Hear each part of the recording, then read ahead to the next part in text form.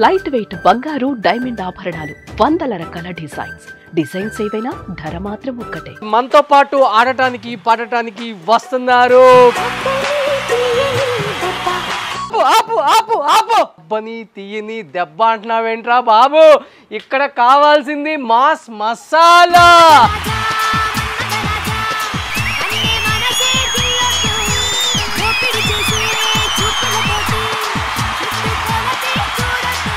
పార్టీలలో జాయిన్ అవుతున్నారు, రకరకాల సభలకు వెళ్ళిపోతున్నారు. ఏంటి ఎమ్మెల్యే సీట్కి ఏమైనా ఎక్స్పెక్టేషన్ పెట్టుకున్నారా 24కి?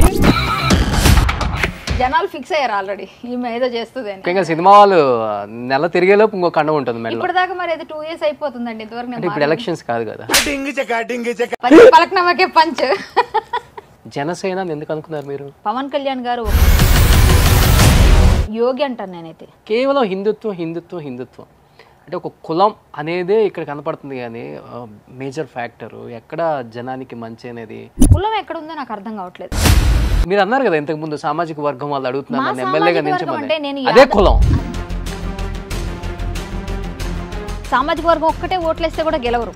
మీరు చేసే క్యారెక్టర్స్ కొన్ని ఉంటాయి కదా, అవన్నీ గుర్తుకొస్తాయా మేడం ఎప్పుడన్నా? అబ్బా బాబీ వద్దన్నా కృష్ణ సినిమాలో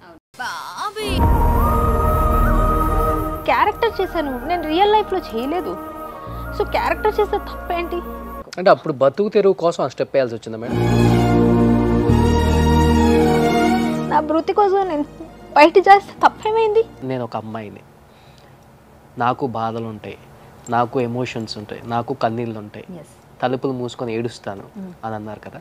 ఎప్పుడన్నా అనిపించిందా ఎందుకు భర్త లేకుండా నా జీవితం ఇలా? చెప్పచ్చో లేదో తెలియదు. ద్రౌపది వస్త్రాభరణం అయింది నాకు అక్కడ. టు బి ఫ్రాంక్ గా చెప్పండి కళ్యాణి గారు, కాళ్ళు నాగుతున్నారు, తొడలు నాగుతున్నారు, ఇన్ని ప్రాబ్లమ్స్ వదిలేసి శ్రీకాంత్ రెడ్డిని ఎందుకు కొట్టారు అనే దానికి సమాధానం చెప్పగలరు ఈరోజు? బట్ జనాలు పౌర్ణికి బాగా అడిక్ట్ అయిపోయారు. బట్ సమాజం కూడా అదే యాక్సెప్ట్ చేస్తుంది కదా, అలాంటి వీడియోలకే ఎక్కువ యాక్సెప్టెన్స్ ఉంది, అలాంటి సినిమాలే ఎక్కువ చూస్తున్నారు. పిక్కల దాకా పైన తొడ దాకా వేసింది, టైటీ బాగుంది, డ్రెస్ బాగుంది, అక్కడ వెళ్ళాడు కొట్టాడు అనుకోండి. సో కరాటే కళ్యాణి గారిని పెళ్లి చేసుకున్నాను అనుకున్నా, ప్లీజ్ కాల్ టు 9865. కనపడ్డ ప్రతి చోట ప్రతి ఒక్కటి తాళి పట్టుకుని ఇలా ఉంటాడేమో. కలలోనైనా కనగనలేదే నువ్వు వస్తావని, మెలకువలైనా అనుకోలేదే నువ్వు వస్తావని, ఆ దేవుడు దిగి వచ్చి ఈ దేవత కరుణించి ప్రేమ పైన నాలో నమ్మకాన్ని ఏదో పెంచుతున్నది. రెడ్ అందుకనే పాడాల్సి వచ్చింది. రెడ్ చూసా ఏంటి అలా అనుకోకుండా మొత్తం రెడ్ కదా. ప్రేమమయం. నా మీద మీకు ఎక్కువ ప్రేమ ఉందా, మీ మీద నాకు ఎక్కువ ప్రేమ? అంటే మన ఇద్దరి మీద ప్రేక్షకులకి ఎక్కువ ఉంది. పలక్నమకే పంచ్. అసలుకి నిజంగా చాలా రోజులు అయిపోయింది కళ్యాణి గారు. ఈ మధ్య ఎక్కడ చూసినా కానీ హాట్ టాపిక్. యూట్యూబ్ ఓపెన్ చేస్తే కళ్యాణి గారు, యూట్యూబ్ ఓపెన్ చేయకపోయినా పడుకుంటే ఆలోచించేది కళ్యాణి గారిని. అలాంటి కళ్యాణి గారు ఈరోజు పార్టీలలో జాయిన్ అవుతున్నారు, రకరకాల సభలకు వెళ్ళిపోతున్నారు. ఏంటి ఎమ్మెల్యే సీట్కి ఏమైనా ఎక్స్పెక్టేషన్ పెట్టుకున్నారా 24కి? అంటే ఎప్పుడు ఎక్కడ వేసిన గొంగడి అక్కడే ఉండదు కదా. ఖచ్చితంగా మనం ఎక్కడొచ్చామో, ఎక్కడ స్టార్ట్ అయ్యామో, ఎవరైనా డౌన్ టు ఎర్త్ వస్తాము. అలా అలా ఎదుగుతున్న క్రమంలో మన జీవన విధానం మారిపోతూ ఉంటుంది. ఆ మారిపోయేటప్పుడు మనం చాలా చాలా తెలియకుండా అడుగు పెడతాము. అడుగు పెట్టిన తర్వాత కొన్ని స్టాండ్ అవ్వాలి. స్టాండ్ అయిన తర్వాత దాన్ని కొన్నిసార్లు రీచ్ అవుతాం, కొన్నిసార్లు అభాస్ పాలవుతాం. చాలా చాలా ఉంటాయి మన లైఫ్లో. అవన్నీ తట్టుకున్నప్పుడు ఖచ్చితంగా ఎందుకు వైనాట్ ఏమో నేను అవ్వకూడదని ఏం లేదు కదా. ఎందుకు అవ్వకూడదు? నేనే మనిషి ఆశాజీవి. ఖచ్చితంగా 2024లో నేను ఎక్స్పెక్ట్ చేస్తున్నారా జనాలు అంటే చేస్తున్నారు చాలా వరకు, మా సామాజిక వర్గం కానీ బయట కానీ. లేని పక్షంలో అది మనం గెలుస్తామా లేదని పక్కన పెట్టండి, అది ఫెయిట్తో మన రాతలో కూడా ఉండాలి. కానీ నేను పోటీ అయితే ఇస్తాను ఖచ్చితంగా. నెక్స్ట్ అయితే 24 తర్వాత కూడా ఇస్తాను పోటీ. కాబట్టి నేను ఎక్స్పెక్ట్ చేస్తున్నారు అనక్కర్లేదు, నేను ఎక్స్పెక్ట్ చేయకపోయినా జనాలు ఫిక్స్ అయ్యారు ఆల్రెడీ, ఈమె ఏదో చేస్తుంది అని. ఏ పార్టీ నుంచి? ప్రెసెంట్ అయితే బీజేపీలో అదే ఇప్పుడైతే బీజేపీలో ఉన్నారు, అప్పటికి చెప్పలేం కదా. అది మరి పూటకొక కండవ కప్పుకునే వాళ్ళని చూస్తున్నా. అలా నేను ఇంతవరకు అయితే కప్పుకుందాం అనుకోలేదు. మరి మా పార్టీ మీద ముఖ్యంగా సినిమా వాళ్ళు నెల తిరిగేలోపు ఇంకో కండవ ఉంటుంది మేడం. ఇప్పటిదాకా మరి అయితే 2 years అయిపోతుందండి ఇంతవరకు. ఇప్పుడు ఎలక్షన్స్ కాదు కదా, ఎలక్షన్స్ లోనే మారాలని ఉందా, ఏమన్నా ముందు కూడా మారచ్చు. నేను ఫస్ట్ నుంచి రెండింటికే బాగా నేను ఫిక్స్ అయి ఉన్నది. ఫస్ట్ కూడా అప్పుడు కూడా నేను జనసేన ఆర్ బీజేపీ అనుకుని వచ్చాను. నేను ఈ రెండే నాకు ఇష్టమైన పార్టీస్ అంటే అంతే. ఒకవేళ నేను మారుతానని నేను చెప్పట్లేదు, మారాలని ఉద్దేశం కూడా ప్రెసెంట్ లేదు. బట్ నాకు ఇష్టమైన పార్టీలు అంటే ఈ రెండే. బీజేపీ జాతీయ పార్టీ కాబట్టి నేనేం అడగను ఎందుకు వచ్చారు, ఎందుకు మారాలనుకుంటున్నారు అనేది. జనసేన అనేది ప్రాంతీయ పార్టీ కాబట్టి కొత్తగా స్టార్ట్ అయిన ఒక పార్టీ, అసలు దాంట్లో ఎవరు గెలుస్తారో ఎవరు ఓడిపోతారో తెలియని ఒక పార్టీ, అసలు పవన్ కళ్యాణ్ గారు కూడా ఏంటి పొజిషన్ అనేది తెలియని ఒక పార్టీ కాబట్టి జనసేన ఎందుకు అనుకున్నారు మీరు ఫస్ట్ లోనా? నేను జాయిన్ అవ్వకముందు ఒకవేళ మేబీ మీరు 2 పార్టీల నుంచి అనుకున్నారు కదా 24లో కూడా, ఇన్ కేస్ 24లో జనసేన నుంచే పోటీ చేయాలనుకుంటున్నారు కాబట్టి ఏంటి? నేను అనుకున్నా, నేను ఫిక్స్ చేసేసారా? మీరు చెప్పారు కాబట్టి భారతే 2 అని. లేదు మీరు ఫిక్స్ చేసేసి అనుకుంటున్నారు కాబట్టి కన్ఫర్మేషన్ ఇస్తున్నారు, నేను ఇంకా చెప్పలేదు. బీజేపీ అనేది నాకు అంటే నేను మోడీ గారి ఫ్యాన్ బేసికల్గా. ప్లస్ అది కాకుండా హిందుత్వాని కోసం ఏదన్నా పార్టీ ఉంది ఫైట్ చేసేది అంటే అది బీజేపీనే. ఇంకా అన్ని కూడా సెక్యులర్గా ఉంటాయి, ఇది కూడా సెక్యులర్ పార్టీనే కాదన్ను. కానీ ఏంటంటే హిందుత్వానికి పెద్దపీట వేసే పార్టీ అని నేను ఎక్కువగా ఇష్టం. ఎందుకంటే హిందుత్వ ఎజెండాతో ఉంటాను నేను, ఎందుకంటే హిందుత్వవాది నేను బేసికల్గా. సో నేను ఎక్కువ అట్రాక్ట్ అయింది ఇటే కాబట్టి ఇక్కడే ఉన్నాను, ఇక్కడే ఉంటాను. సో ఇప్పుడు నేను వెళ్ళిపోతున్నాను కాదు. ఒకవేళ మీరు అన్నట్టుగా ఒకవేళ మీరు అడిగిన క్వశ్చన్కి సమాధానంగా అయితే జనసేన పవన్ కళ్యాణ్ గారు అంటే నాకు చాలా ఇష్టం. చిరంజీవి గారు కూడా వాళ్ళు చేసే సేవ గుప్తదానాలు అన్నీ నాకు తెలుసు. నేను ఇండస్ట్రీలో ఉన్న పెద్ద దిక్కుగా ఆయన అంటే ఇష్టంగా, అలాగే పవన్ కళ్యాణ్ గారు ఒక యోగి అంటాను నేనైతే. ఆయన్ని తెలియని వాళ్ళు ఏదో అనుకుంటొచ్చు, కానీ ఆయన ఒక యోగి. ఆయన ఆలోచన విధానం కానీ, ఆయన పనిచేసే తీరు కానీ, ఆలోచించే అంటే ఏ స్టెప్ తీసుకున్నా కూడా అసలు ఇలా ఆలోచించకుండా ఇలా తీసుకుంటారు. అంటే ఏదైనా చేయాలంటే స్పీడ్ ఉంటుంది వర్క్. ఎవరో ఏదైనా అయితే వెంటనే వెళ్ళిపోతారు. అసలు అక్కడ ఏంటి పరిస్థితి, సర్కమ్స్టెన్సెస్ అవన్నీ చూడరు. ఆయనకి ఏంటంటే న్యాయం అయిపోవాలి ఇమ్మీడియట్గా. అక్కడ వాళ్ళకి ఏదైనా జరగాలి అంటే ఎక్కువ ఆ ఫీల్తో ఉన్న వాళ్ళు పైకి వస్తారు ఎప్పుడైనా రాజకీయాల్లో. ప్రజల కోసం ఏదో చేయాలని అన్ని కోట్లు వస్తుంటే వదులుకొని వస్తున్న హీరోలు ఎవరున్నారు సార్? అన్నెన్ని కోట్లు, అన్నంత సంపద, అంత పేరు అన్ని వదిలేసి తిట్టించుకుంటున్నాడు ఆయన. ఎవరెవరో తిడతారు అతన్ని, ఎవరెవరో మాట్లాడతారు. అవన్నీ చూసినప్పుడు ఇంకా అవసరం అనిపించేది జనాలకి. బట్ ఆయన ఒక యోగి, ఆయన ఒక ఫిక్స్ అయిపోయి ఉన్నారు, ఆయన చేయాలనుకున్నాడు. సో అతనికి అట్రాక్ట్ అవ్వడంలో అందుకు ఒక విధంగా ఆ పార్టీకి నన్ను చాలామంది జన సైనికుల తమ్ముళ్ళు, అక్క మీరు పార్టీకి రండి, కొంచెం సపోర్ట్ గట్టిగా మీలాంటి వాయిస్ ఉండాలని అడిగారు నన్ను. ఇన్బాక్స్లో వచ్చి ఫోన్లు చేసేవారు, మెసేజ్. నేను ఇంకా జాయిన్ అవ్వలేదు అప్పటికి. బట్ నాకు పవన్ కళ్యాణ్ గారి కంటే కొంచెం ఎక్కువ మోడీ గారు అంటే బాగా ఇష్టం వల్ల నాకు ఇష్టం కూడా ఫస్ట్ నుంచి. హిందుత్వ, రామ జన్మభూమి, ఆయన చేసిన కొన్ని ఇవన్నీ చూసి ఇంక నేను అటు అట్రాక్ట్ అయ్యాను. అట్లని లేదు, బట్ సినిమా పరంగా ఎప్పటికి కూడా పవన్ కళ్యాణ్ గారికి ఒక హీరోగా, మేమందరం ఒక కుటుంబం వ్యక్తులుగా ఆయనకి ఎప్పుడు నా సపోర్ట్ ఉంటుంది. అంటే నేను ఒక విధంగా చెప్పాలంటే ఆయనకి హార్డ్ కోర్ ఫ్యాన్. అలా ఇంకా వాళ్ళ ఫ్యామిలీ అంటేనే చాలా ఇష్టం.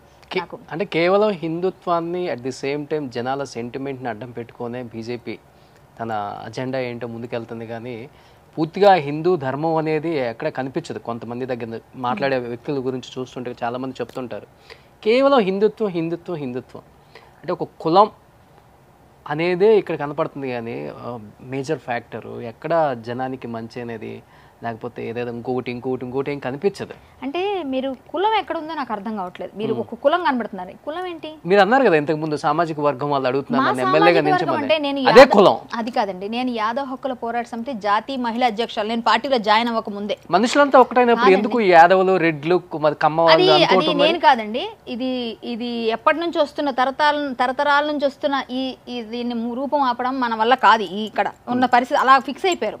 నాకులైతే లేదు, నాకు అన్ని కులాలు ఒకటే. నేను ఎస్సీ వాళ్ళ ఇంట్లో తింటాను, రాజుల ఇంట్లో తింటాను, ఎక్కడికైనా వెళ్ళిపోతాను, ఎవరితోనైనా ఏదైనా నేను మింగిల్ అయిపోతాను. నాకు అలా లేదు, ఎందుకంటే నాకు అందరూ కావాలి. మేము ఆర్టిస్టులో మాకు అందరూ కావాలి. ఇంకొక విషయం ఏంటంటే, నేను యాదవ్ హక్కుల పోరాట సమితి జాతీయ మహిళా అధ్యక్షురాలుగా గత 10 సంవత్సరాల క్రింద నుంచి ఉన్నాను. నేను పార్టీలో జాయిన్ 2-3 సంవత్సరాలు అయింది. సో నేను ముందు నుంచి రాజకీయ పరంగా ఉన్నా లేకపోయినా, డైరెక్ట్గా రాకపోయినా నేను ఒక నాయకురాలుగా ఉన్నాను ఒక సామాజిక వర్గానికి. ఎందుకంటే నేను వాళ్ళు నేను ఫైట్ చేస్తున్న పద్ధతి నచ్చి తీసుకున్నారు.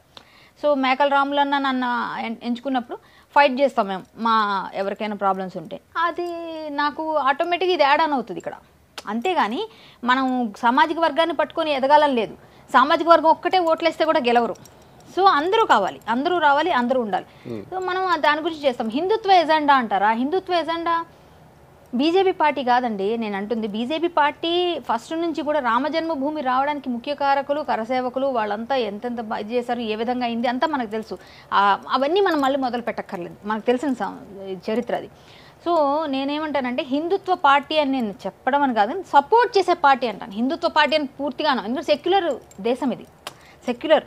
మనం అలాంటప్పుడు వాళ్ళందరినీ వదిలేసి మనం హిందుత్వానికే ఓటేస్తున్నారని నేను చెప్పను. కానీ ఎక్కువ ఎక్కడైనా ప్రాబ్లం ఉంది అంటే డైరెక్ట్గానో ఇండైరెక్ట్గానో, ఇప్పుడు మనకి సంఘ్ కానీ వీళ్ళందరూ కనిపించరు, వెనక నుంచి బ్యాక్గ్రౌండ్ చాలా పని చేస్తుంటారు. మనం ముందుకు వచ్చి కొంతమంది పని చేస్తుంటారు మాలాంటి వాళ్ళ ఫేస్, బట్ వెనక చాలామంది చాలా రకాలుగా వర్క్ చేస్తుంటేనే ఈరోజు ఇలా ఉన్నాం మనందరం. అంతేగాని అనేవాళ్ళు బురదేసేవాళ్ళు ఎన్నైనా వేస్తారండి. కొంతమంది మాటల్లో లేదంటే వాళ్ళకి అది ఇంట్రెస్ట్ లేకపోవచ్చు. ఒక్కొక్కరికి ఒక్కొక్కటి ఉంటుంది. నాకు ఇంట్రెస్ట్ ఇది, నాకు ఇష్టమైన సబ్జెక్టు. రాజాసింగ్ గారు ఉన్నారు, ఆయన హిందుత్వాన్ని కొట్లాడతారు. సో నేను చిన్నప్పటి నుంచి రామనామస్మరణతో బ్రతికాను, పెరిగాను. రామనామస్మరణ గురించి హరికథలు చెప్తాను. ఇవన్నిటితో నా నరనరాల్లో ఇది హిందూ రాష్ట్ర అని మేము అంటాం జనరల్గా. ఎందుకంటే జైతు జైతు హిందూ రాష్ట్ర అంటాం. యాక్చువల్గా మనం పుట్టింది పవిత్రమైన భారతదేశంలో. మన బొట్టు, మన కట్టు, మన తాలూకా సంస్కృతి సంప్రదాయాలు, మన భారతం, మన రామాయణం ఇవన్నీ చెప్పుకుంటుంటాం. ఇలాంటి భారతదేశంలో హిందుత్వం కోసం అన్ని ప్రాబ్లమ్స్ వచ్చి గుళ్ళ మీద దాడులు, మతపరంగా దాడులు చేస్తుంటే బాధపడక ఏం చేస్తామండి? అలాంటప్పుడు గట్టిగా ఫైట్ చేయాల్సిందే, చేస్తున్నాం కూడా. సో ఒక బీజేపీ అనే కాదు, నేను ఎక్కడున్నా నేను ఇది చేస్తాను. ఈ పార్టీ అనే కాదు, నేను ఎక్కడున్నా. ఎందుకంటే ఒక బీజేపీకి ఆపాదించక్కర్లే, నేను ఏ పార్టీలో ఉన్నా నేను చేస్తాను. ఎందుకంటే ఒకవేళ పార్టీ అధిష్టానం వద్దండి మీరు వెళ్ళొద్దు అన్నా కూడా, అంటే కొన్ని ఆపుకోలేము కదా. కొన్నిసార్లు వాళ్ళని కన్విన్స్ చేశానే అది తప్పండి, వాళ్ళకి ఇబ్బంది కలుగుతుంది, వెళ్తాను. ఎందుకంటే నేను హెల్ప్ కంటే ఫస్ట్ వెళ్తా. ఒకవేళ ఏదైనా ప్రాబ్లం ఉంటే ఫస్ట్ ఫైట్ చేస్తా. అది నాకు జీర్ణించుకుంది. అంటే డే 1 నుంచి చూస్తున్నాను మిమ్మల్ని నేను. అంటే మీకు పోరాటం చేయాలన్న తపన ఎక్కువ ఉంటుంది, పోరాటం చేస్తూనే ఉంటారు. నలుగురు ఉమ్ము ఈని ఏమన్నా కానీ కళ్యాణి చేసే పనులు కళ్యాణి నేను చేయాల్సిందన్న ఇదితో సొసైటీలో కనపడతారు. బట్ ఈ పార్టీలు ఇవన్నీ వచ్చేసరికి మీరు చేసే క్యారెక్టర్స్ కొన్ని ఉంటాయి కదా, అవన్నీ గుర్తుకొస్తాయా మేడం ఎప్పుడన్నా? అంటే ముందు మీరు చేసిన ఎందుకంటే ఇప్పటికీ చిన్నపిల్లల్లో ఒక ఇంపాక్ట్ ఉంటుంది. అబ్బా బాబీ వద్దన్నా కృష్ణ సినిమాలో అంటే మిమ్మల్ని చూస్తే ఫస్ట్ ఆ డైలాగ్ అంటాం. 100లో 99 మంది అదే అంటారు బయటకు వెళ్ళినా. అమ్మ బాబీ వచ్చిందిరా అంటారు, అదే అంటారు ఎక్కడికి వెళ్ళా. ఇది బాబీ ఈ రెండు బాగా యాక్చువల్గా క్యారెక్టర్ సపరేట్ అండి. నేను ఏదైనా చేస్తుండొచ్చు కాక. అలా అయితే ఇప్పుడు కొంతమంది చాలా వ్యాంపిష్ రోల్స్ చేసిన వాళ్ళు ఉన్నారు. ఇప్పుడు మనం జయమాలిని గారిని తీసుకుందాం. జయమాలి గారు అసలు ఆవిడ చేసినట్టు మేము ఎవరూ ఏ క్యారెక్టర్స్ చేయలేదు, ఏమీ చేయలేదు డాన్సులు. ఇప్పుడు ఆవిడ ఎంత మంచిగా ఉన్నారు. So character is character. అంటే రియల్ లైఫ్ లో హ్యాపీగా అలా ఉండిపోయారు, బయటికి రాకుండా. మన క్యారెక్టర్ వేరు. ఇప్పుడు నేనేంటంటే ఆవిడలా ఉండిపోయి ఉంటే, ఇప్పుడు నాకు పెళ్ళి, నాకు ఏదో విడిపోయిన ఎలా ఉన్నాను. ఇప్పుడు నేను మళ్ళీ పెళ్లి చేసుకున్నాను అనుకోండి, ఇప్పుడు నేను చేసుకోలేదు, చేసుకుంటానేమో తెలీదు. ఒకవేళ చేసుకుంటే అతనికి నచ్చలేదు, దరఖాస్తు చేసుకోవచ్చు కళ్యాణి గారికి. అవునవును, మంచి సెటిల్డ్ పర్సన్ ట్రై చేయండి, ఒకసారి ఆలోచిస్తాను. లేదు, నన్ను బాగా చూసుకుంటే, నన్ను అర్థం చేసుకుంటే చాలా. అలా ఉండేవాళ్ళు కొంచెం, కాకపోతే సంపాదన లేకుండా నేను సంపాదించేటట్టయితే ఉండకూడదు, ఇదొకటి ఫస్ట్. సో నేనేమంటానంటే, అప్పుడు నన్ను చేసుకునే వాళ్ళకి ఇష్టం లేదు, ఆగిపో ఇంట్లో ఉండు, తిని కూర్చో. సో నేను అప్పుడు తిని కూర్చుంటాను. అది సెటిల్ అయిపోతాం. ఇంతవరకు చేసాం కదా, అవసరం లేదు. నేను పోరాటం అని ఒకసారి నేను అనుకోకుండా వచ్చేసా కొన్ని విషయాల్లో. ఇప్పుడు వెనక్కి వెళ్దామని వెళ్ళలేకపోతున్నాం, అలా వస్తున్నాయి పరిస్థితులు. నేను బాబీ అన్నది ఎక్కడికి వెళ్ళినా చెప్పినా, నేను హరికథ ఒక బిట్టు చెప్పంగానే, ఎక్కడైనా హరికథ చెప్పడానికి ఒక సభలో నేను ఒక పద్యం పాట పాడి ఒక విషయం, ఒక స్పీచ్ గురించి, దేని గురించి మాట్లాడినప్పుడు ఇష్యూ గురించి, బాబీ అన్నది అక్కడ కనిపించదు నాకు. సో నేనేమంటానంటే, అది వాళ్ళకి తెలిసింది ఆ సైడే, నాణానికి ఒకవైపే చూశారు వాళ్ళు, బాబీ గారిని చూశారు. ఇటువైపు ఉన్న బాబీని చూస్తే వాళ్ళు చేతులెత్తి దండం పెట్టిన వాళ్ళని కుప్పల మంది చూస్తాను. మీరు కావాలంటే నాతో డైరెక్ట్గా మీరు వస్తే కూడా నేను నిరూపిస్తాను మీకు. అంటే అప్పుడు బతుకు తెరువు కోసం స్టెప్ వేయాల్సి వచ్చిందా మేడం? నేను వచ్చిన కొత్తలో నేను క్యారెక్టర్స్ చేయకపోతే ఎవరు పెడతారు నాకు ఫుడ్? నెక్స్ట్ నేను చెప్తాను, మీరు అందరూ అన్నట్టుగా నేను కరాటే నేర్చుకున్నాను, నేను black belt national gold, plus నేను సంగీతం నేర్చుకున్నాను, హరికథ నేర్చుకున్నాను, పాటలు పాడతాను, లలిత సంగీతం, శాస్త్రీయ సంగీతం, సినిమా సంగీతం, ఫోక్ సంగీతం అన్నీ పాడతాను. నెక్స్ట్ నేను డాన్స్ చేస్తాను. మామూలు క్లాసికల్ చేస్తాను, వెస్ట్రన్ చేస్తాను, ఫోక్ చేస్తాను, అన్నీ చేస్తాను. అంటే ఆల్రౌండర్ అనుకోండి సింపుల్గా. యాంకరింగ్ చేసేదాన్ని, చిన్న చిన్న జింగిల్స్ పాడేదాన్ని. పప్పెట్రీ షోస్కి నేను చాలాసార్లు డబ్బింగ్ చెప్పాను వచ్చిన కొత్తలో. నేను చేయండి ఏం లేదు, ఇలా పాడుతూ ఉదయం అంతా షూటింగ్ చేస్తే చిన్న చిన్న క్యారెక్టర్స్, ఈవినింగ్ వెళ్ళి ఆర్కెస్ట్రాలో పాటలు పాడాను ఇదే హైదరాబాద్లో. నేను వెళ్ళి డబ్బింగ్లు చెప్పాను, 300 రూపాయలు ఇచ్చేవారు. అలా 300, 200 అట్లా అట్లా వచ్చేవి అప్పట్లో. అంటే నేను అంత తక్కువ 600 ఎంతో ఆర్కెస్ట్రా పాట పడితే 1000 రూపాయలు అంతే. అప్పట్లో 2000లో వచ్చాను నేను. సో నేను చాలా కష్టాలు పడ్డాను, చాలా ఇబ్బందులు పడ్డాను, అన్నీ పడ్డాను. కానీ కాస్టింగ్ కౌచ్కి ఎందుకు గురి కాలేకపోయాను అంటే, అంటారు కదా కాస్టింగ్ కౌచ్ ఉంది ఇండస్ట్రీ అంతా అది ఇదని. నా కరాటే నన్ను బాగా కాపాడింది. కరాటే అనే పేరు కొట్టారు, చాలా మంది కొట్టుంటాను రోషన్, క్లియర్గా కొట్టాను, చాలా మంది కొట్టాను. నిజంగా నేను కొట్టాను. మొన్న ఒకటి చూసారు మీరు డైరెక్ట్గా, నేను కొట్టాను. తర్వాత వస్తాను దగ్గరికి. నేను కొడతా అంటే నాకు కోపం వచ్చిందంటే ముందు చెప్తాను, వినకపోతే స్పీడ్గా ఉంటాను. నేర్చుకున్న వాళ్ళకి ఆ స్పీడ్ ఆటోమేటిక్గా బాడీలో ఉంటుంది. సో నేను చాలాసార్లు చాలా మందితో ఫైట్ చేశాను, చాలా మందిని కొట్టాను. అది అంత చెప్తే పెద్ద స్టోరీస్ ఉన్నాయి, అవన్నీ కాదు, కొట్టడం అయితే కొట్టాను. సో నాకు అది అంటే నన్ను చూడంగానే ఏంటి అన్నట్టు మాట్లాడతాను నేను. అనగానే ఫస్ట్ భయపడతాడు, వెనక్కి వెళ్ళిపోతాడు అనమాట. మనం కవ్విచ్చినప్పుడు, మనం నవ్వించినప్పుడు, అవతల వాళ్ళ మీద పడిపోయినప్పుడే మన గురించి ఆలోచిస్తారు వాళ్ళు. మనం ఎప్పుడైతే సీరియస్గా అన్నాం అనుకో, వాళ్ళు రారు అంత వేరం తొందరగా. ఇదే నేర్చుకోవాలి ప్రతి అమ్మాయి. ఇక్కడ వీళ్ళు ఏంటంటే అవకాశాల కోసం మీద ఫస్ట్ వెళ్ళి వాళ్ళ ఒళ్ళో ఇళ్ళో కూర్చుంటారు, ఫస్ట్ ఆటోమేటిక్గా అంటారు. సో నాకు అవన్నీ కొంచెం తప్పించుకోగలిగాను నేను ఈ కరాటే అన్న ట్యాగ్ లైన్తో. సో నేను కూడా స్ట్రిక్ట్గా ఉండడం వల్ల ఏమో అందుకే ఇంత ఓపెన్గా డేర్గా మాట్లాడతాను నేను. ఎవరి దగ్గర అయినా సరే ఏదైనా ఓపెన్గా అలాగే చేస్తూ ఉంటుంటే ఈ పాటికి మనం ఇన్ని మాట్లాడుతున్నారు కానీ వేరే విధంగా మాట్లాడలేకపోతున్నాను. ఎందుకు మాట్లాడలేకపోతాను నేను అలా ఎందుకు లేరు అంటే నేను అలా చెయ్యలేదు. ఏ రోజు నేను ఏదన్నా ఇలా మీరు అన్నారు, వాళ్ళ పార్టీ వాళ్ళు తిడతారు, అదంటారు ఇదంటారు, పెద్ద పెద్ద వాళ్ళని తిట్టారు, మనల్ని ఎంత అనుకోవాలి. పవన్ కళ్యాణ్ గారి కంటే నేను ఎక్కువ కాదు. సో అలాంటి వాళ్ళని తిడుతున్నప్పుడు మోడీ గారిని అంటున్నప్పుడు నన్ను అంటూనే ఉంది, నేను పిపీలు కానీ. సో నేను అది పట్టించుకోను. కానీ వ్యక్తిగతంగా నాకు అంటే క్యారెక్టర్ ఎప్పుడు నేను బిల్డ్ చేసుకుంది అలాగే ఉంది. ఎందుకంటే నాకు బికాస్ ఆఫ్ హరికథ, నా బేస్, నా మ్యూజిక్ ఫ్యామిలీ నుంచి వచ్చాను. అదంతా నాకు బాగా ఉపయోగపడింది. ఇండస్ట్రీలో నేను డైలాగ్ డెలివరీకి కానీ, పెద్దవాళ్ళతో పరిచయాలు ఉన్నప్పుడు వాళ్ళ దగ్గర ఉన్న ఒబీడియన్స్తో కానీ నేను అందరి దగ్గర ఆ విధమైన ఇది ర్యాపో తెచ్చుకున్నాను. సో ఏంటంటే క్యారెక్టర్సే మన క్యారెక్టర్కి ఆపాదించుకోకూడదు, అది కాదు. నా క్యారెక్టర్ ఎప్పుడు కైండ్నెస్, మ్యాక్సిమం ఎవరికైనా సపోర్టింగ్, ఎవరికైనా ఏమైనా ఉంటే వీలుంటే చిన్న చిన్న హెల్ప్ అయినా మనకు చేతనైంది ఉన్నంతలో చేయటం, ఎవరికి కష్టం వస్తే ఆదుకోవడానికి వెళ్ళిపోవడం, అవసరమైతే తిట్లు కాసేయడం, బాధలు పడిపోవడం, ఏడ్చేయడం, ఇంట్లో కూర్చొని ఒక్కదాన్ని రాత్రి వెళ్ళి ఏడుస్తూ ఉంటాను నేను. ఎందుకంటే అన్నీ గుర్తొస్తాయి. నేను కూడా అమ్మాయిని కదా, అమ్మాయిలు సహజంగా కొంచెం వెళ్తాను. నేను గట్టిగా ఉంటాను కానీ చాలా సున్నితమైన మనస్తత్వం. బయటికి గట్టిగా ఉన్న లోపల ఆ ఫీల్ ఉంటుంది కదా, అది టచ్ చేసేసరికి ఆ పాయింట్ ఎవరో ఒకటి కామెంట్ చూస్తాను ఫేస్బుక్లో, ఏడుపు వచ్చేస్తుంది. తలుపులన్నీ వేసేసి ఒక్కదాని కూర్చొని ఒక 10 నిమిషాలు గట్టిగా అంటే ఓపెన్ అయ్యి ఏడుస్తాం కదా, అలా ఏడిచేస్తా. బయట ఓపెన్ అయిపోగానే నేను ఫ్రీ అయిపోతాను. మళ్ళీ మొహం కడిగేసుకొని మళ్ళీ మామూలుగా మా అమ్మ దగ్గరికి వెళ్ళి అమ్మ ఏంటి ఏముండో అని చెప్పి అడుగుతాను. ఇంత ఏడిచేస్తా లోపల. అంటే నేను ఉన్నదంతా ఏ రోజు కారో తీసేస్తా బయటికి. ఏడుపు వస్తే 2-3 రోజులు ఏడుస్తూనే ఉంటాను నేను. ఎందుకంటే బయట ఆడను, లోపల ఏడుస్తా. ఈరోజు ఓపెన్ చెప్తున్నా, నేను అంత పెయిన్ ఉన్నా సరే ఆ పెయిన్ తీసుకో. Heart to heart with Roshan. Okay, అయితే నా హార్ట్లో ఉన్నదంతా నా హార్ట్ కూడా అక్కడే ఉంది కాబట్టి నీ హార్ట్తో అలా చెప్పేస్తున్నా. అందుకే బట్ చాలా మంది కమిట్మెంట్ అడిగితే కొట్టేసిన రోజులు ఉన్నాయి, నాకు బాగా తెలుసు, అది విన్నాను కూడా. బట్ ఒక పెద్ద కమిడియన్ ఒక పొజిషన్కి వచ్చిన తర్వాత మీరు అండ్ ఆయన కూడా ఒక షూట్లో ఎక్కడ అవుట్డోర్లో కమిట్మెంట్ అడిగారని చెప్పేసి నైట్ పిచ్చ కొట్టుడు కొట్టి అసలు అది వేరే లెవెల్లో పెద్ద యుద్ధం జరిగిందని విన్నాను నేను. అవన్నీ మిమ్మల్ని తొందరగా సాహసం చేయరు ఎవరు క్వశ్చన్లు అడగటంలో, బట్ నేను ఎవరికైనా కానీ సాహసించి అడుగుతాను. ఆ కమెడియన్ అప్పట్లో అది అయిపోయింది, అడిగితే గొడవ అయింది, అదంతా ఓకే. కానీ అడుగుతారు, అది కామన్గా, వాళ్ళు ఏదో ప్రయత్నం వాళ్ళు చేస్తారు ఏంటి కామెడీగా చేస్తే. సో నేను తప్పించుకునే విధంగా తప్పించుకున్నాను, గొడవ అయింది కొంచెం, అవన్నీ అంతా అయిపోయింది. ఇప్పుడు అవన్నీ కొంతమంది కమెడియన్స్ లేని వాళ్ళు ఇప్పుడు అవన్నీ మాట్లాడుకోవడం కూడా కరెక్ట్ కాదు అవన్నీ. కానీ ప్రతి మనిషికి అయినట్టే మనకే అవుతాయి కొన్ని ఇన్సిడెంట్స్. అవి మనం ఓవర్కమ్ చేస్తూ వెళ్ళిపోవడం, మనం ఎంతవరకు ఇప్పుడు ఎలా తప్పించుకోగలుగుతున్నాము, ఎలా వెళ్ళిపోతున్నాం అనేది చేసుకోవాలి. మనం గొడవలు చేస్తుంటే వాళ్ళకి తెలుసు, వాళ్ళు ఎవరు నా దగ్గర రారు. ఎందుకంటే ఎందుకురా బాబు అని. ఇప్పుడు కూడా చెప్తున్నా, నువ్వు అన్నావు కదా అప్లికేషన్ పెట్టుకోండి అని, ఎవరు పెట్టరు. ఎందుకు చెప్పాలా? భయం. ఫస్ట్ భయం.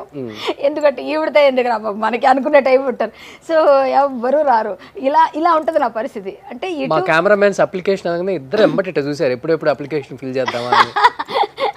వాళ్ళ తమ్ముళ్ళ ఉన్నారు, అవసరం లేదు, కష్టం కష్టం కష్టం.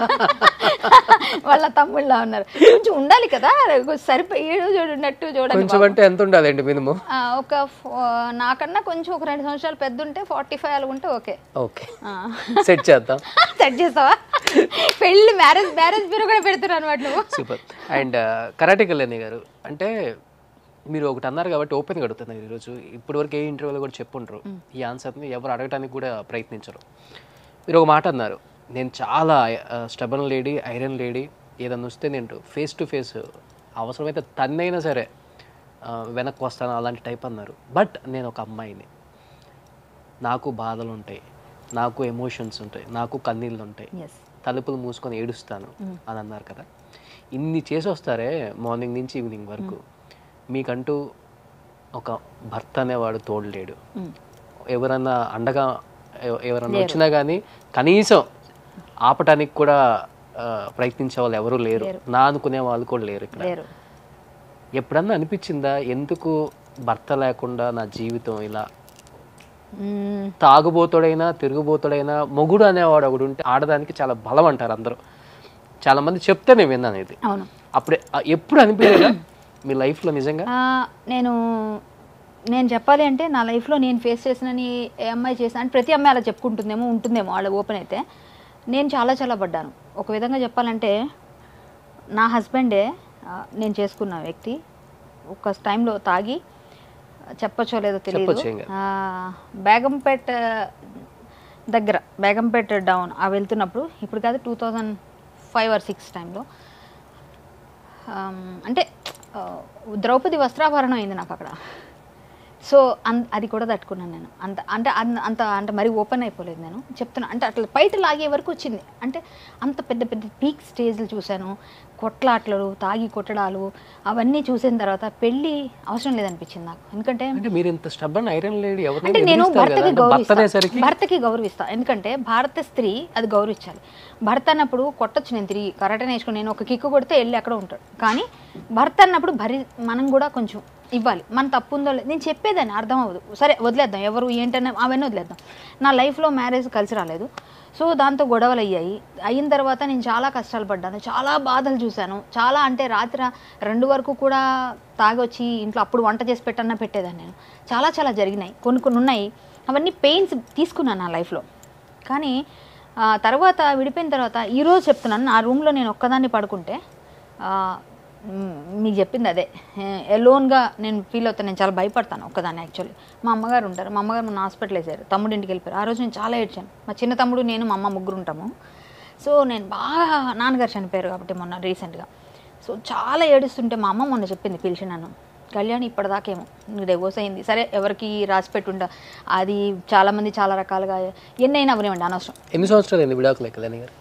అయిపోయిందండి, ఇంక సంవత్సరాల దాకా ఎందుకు టుగెదర్, అయిపోయింది, చాలా రోజులైంది. కానీ ఇప్పుడు నేనేమంటానంటే, ఏజ్లో ఉన్నావు, ఇప్పుడైనా చేసుకో, నువ్వు చూసుకో నచ్చినట్టు. ఎందుకంటే నీకు తోడు లేకపోతే నువ్వు లోన్లీనెస్ అన్నది తట్టుకోలేవు.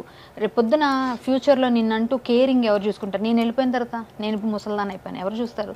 కాబట్టి తమ్ముడు పెళ్ళి అయిపోతుంది చిన్నవాడిని నాతో ఉంటాడు, వాడు ఇంకా 22 years. సో వాడికి నాకు చాలా గ్యాప్ ఉంటుంది. మా పెద్దవాడికి పెళ్ళి అయిపోయింది, పెద్ద తమ్ముడికి. సో ఇప్పుడు ఏంటంటే వీడికి పెళ్ళి అయిపోతే నిన్నెవరు చూస్తారు? ఎవరు నీకు? కాబట్టి ఇప్పుడు నువ్వు ఇంకా 1 or 2 yearsలో చేసేసుకోని నాకు ఫిక్స్ చేసేసి ఒక్కొక్కరు ఒక్కొక్క ట్రయల్స్ చేస్తూనే ఉన్నారు. ఒకళ్ళేమో మ్యారేజ్ బ్యూరో పెడతారు, ఇంకొకళ్ళేమో ఎవరెవరు చెప్తున్నారు. మా చుట్టాల్లో కూడా మా మదర్ మాత్రం బాగా స్ట్రాంగ్ ఉన్నారు. ఆవిడ వల్ల ఆలోచిస్తున్నా. ఇప్పుడు తెలీదు ఫెయిట్ ఎలా ఉందో, బట్ ఏంటంటే నాకు పెయిన్ వస్తుంది, నేను కూడా ఏడుస్తాను, నాకు బాధ అనిపిస్తుంది. ఒక మనిషి నేను ఇంటికి వచ్చేసరికి, నేను షూటింగ్ నుంచో ఏదో పని చేస్తే ఒక మనిషి నా కోసం వెయిట్ చేస్తారని అది లేదు ఇప్పుడు నాకు. ప్లస్ నా కోసం ఎవరూ లేరు ఇంట్లో. నేను వెళ్తే తలుపులు నేనే తీసుకోవాలి, కూర్చోవాలి, నా వంట నేను చేసుకోవాలి, నా తిండి నేను తినాలి. అమ్మకు బాగాలేకపోయినా ఎవరికి అంటే సహజంగా పెయిన్ వస్తుంది. లోన్లీనెస్ కొంచెం బాధ పెడుతుంది, బట్ నేను ఓవర్కమ్ చేస్తుంటాను. ఎక్కువ వర్క్ చేస్తాను, ఎక్కువగా నేను ట్రావెలింగ్ చేస్తాను. ఎందుకంటే ఏదో పని పెట్టుకుంటాను, ఏదో ఒక ఎవరికో వాళ్ళకి హెల్ప్ కోసం వెళ్ళిపోతాను. అప్పుడు ఇవన్నీ గుర్తు రావులే అని. అది ఏ అమ్మాయికైనా ఉంటుంది. నన్ను అన్నిటికన్నా బాధించే విషయం ఏంటంటే, నేను బాధపడ్డది, నేను ఫీల్ అయింది వదిలేస్తే బయట జనాలు నా పెళ్లి గురించి ఏవో పిచ్చి పిచ్చి మాట్లాడుతుంటే పెయిన్ వస్తుంది. వాడికి తెలియదు నా పెయిన్ ఏంటో, వెనకేముందో తెలియదు, నేను ఎంత ఫేస్ చేశానో తెలియదు, నేను ఎన్ని కష్టాలు పడ్డానో తెలియదు, నేను ఎన్ని బాధలు పడ్డానో ఎవరు చూడలేదు. తినకుండా ఉండి ఈ స్టేజ్లో ఇలా నిలబడ్డాను ఈరోజు. ఒక్కళ్ళకి సహాయం చేసే స్టేజ్కి వచ్చాం. బట్ ఈజీగా ఒక మాట అంటారు, అంటే ఒక అనాలంటే ఒక ప్రాస్టిట్యూట్ అన్నట్టు మాట్లాడతారు బయట. ఎంత మాట అండి అది, ఎంత పెయిన్ వస్తుంది. ఏ రోజు నేను అలాంటి పనులు చేయలేదు, ఏ రోజు నేను అలా బిహేవ్ చేయలేదు. సో అంత నీచమైన మాట వినేటప్పుడు మాత్రం నేను ఇప్పుడు చెప్పాను కదా, నేను లోపలికి వెళ్ళి ఏడుస్తా, నేను బాధపడతా, ప్రతిరోజు ఫీల్ అవుతా, లోన్లీగా నేను కనిపించే, నా సపోర్ట్ ఎవరు లేరే, నా చేయి పట్టుకోవడానికి మనిషి లేరని ఫీల్ అనిపిస్తుంది.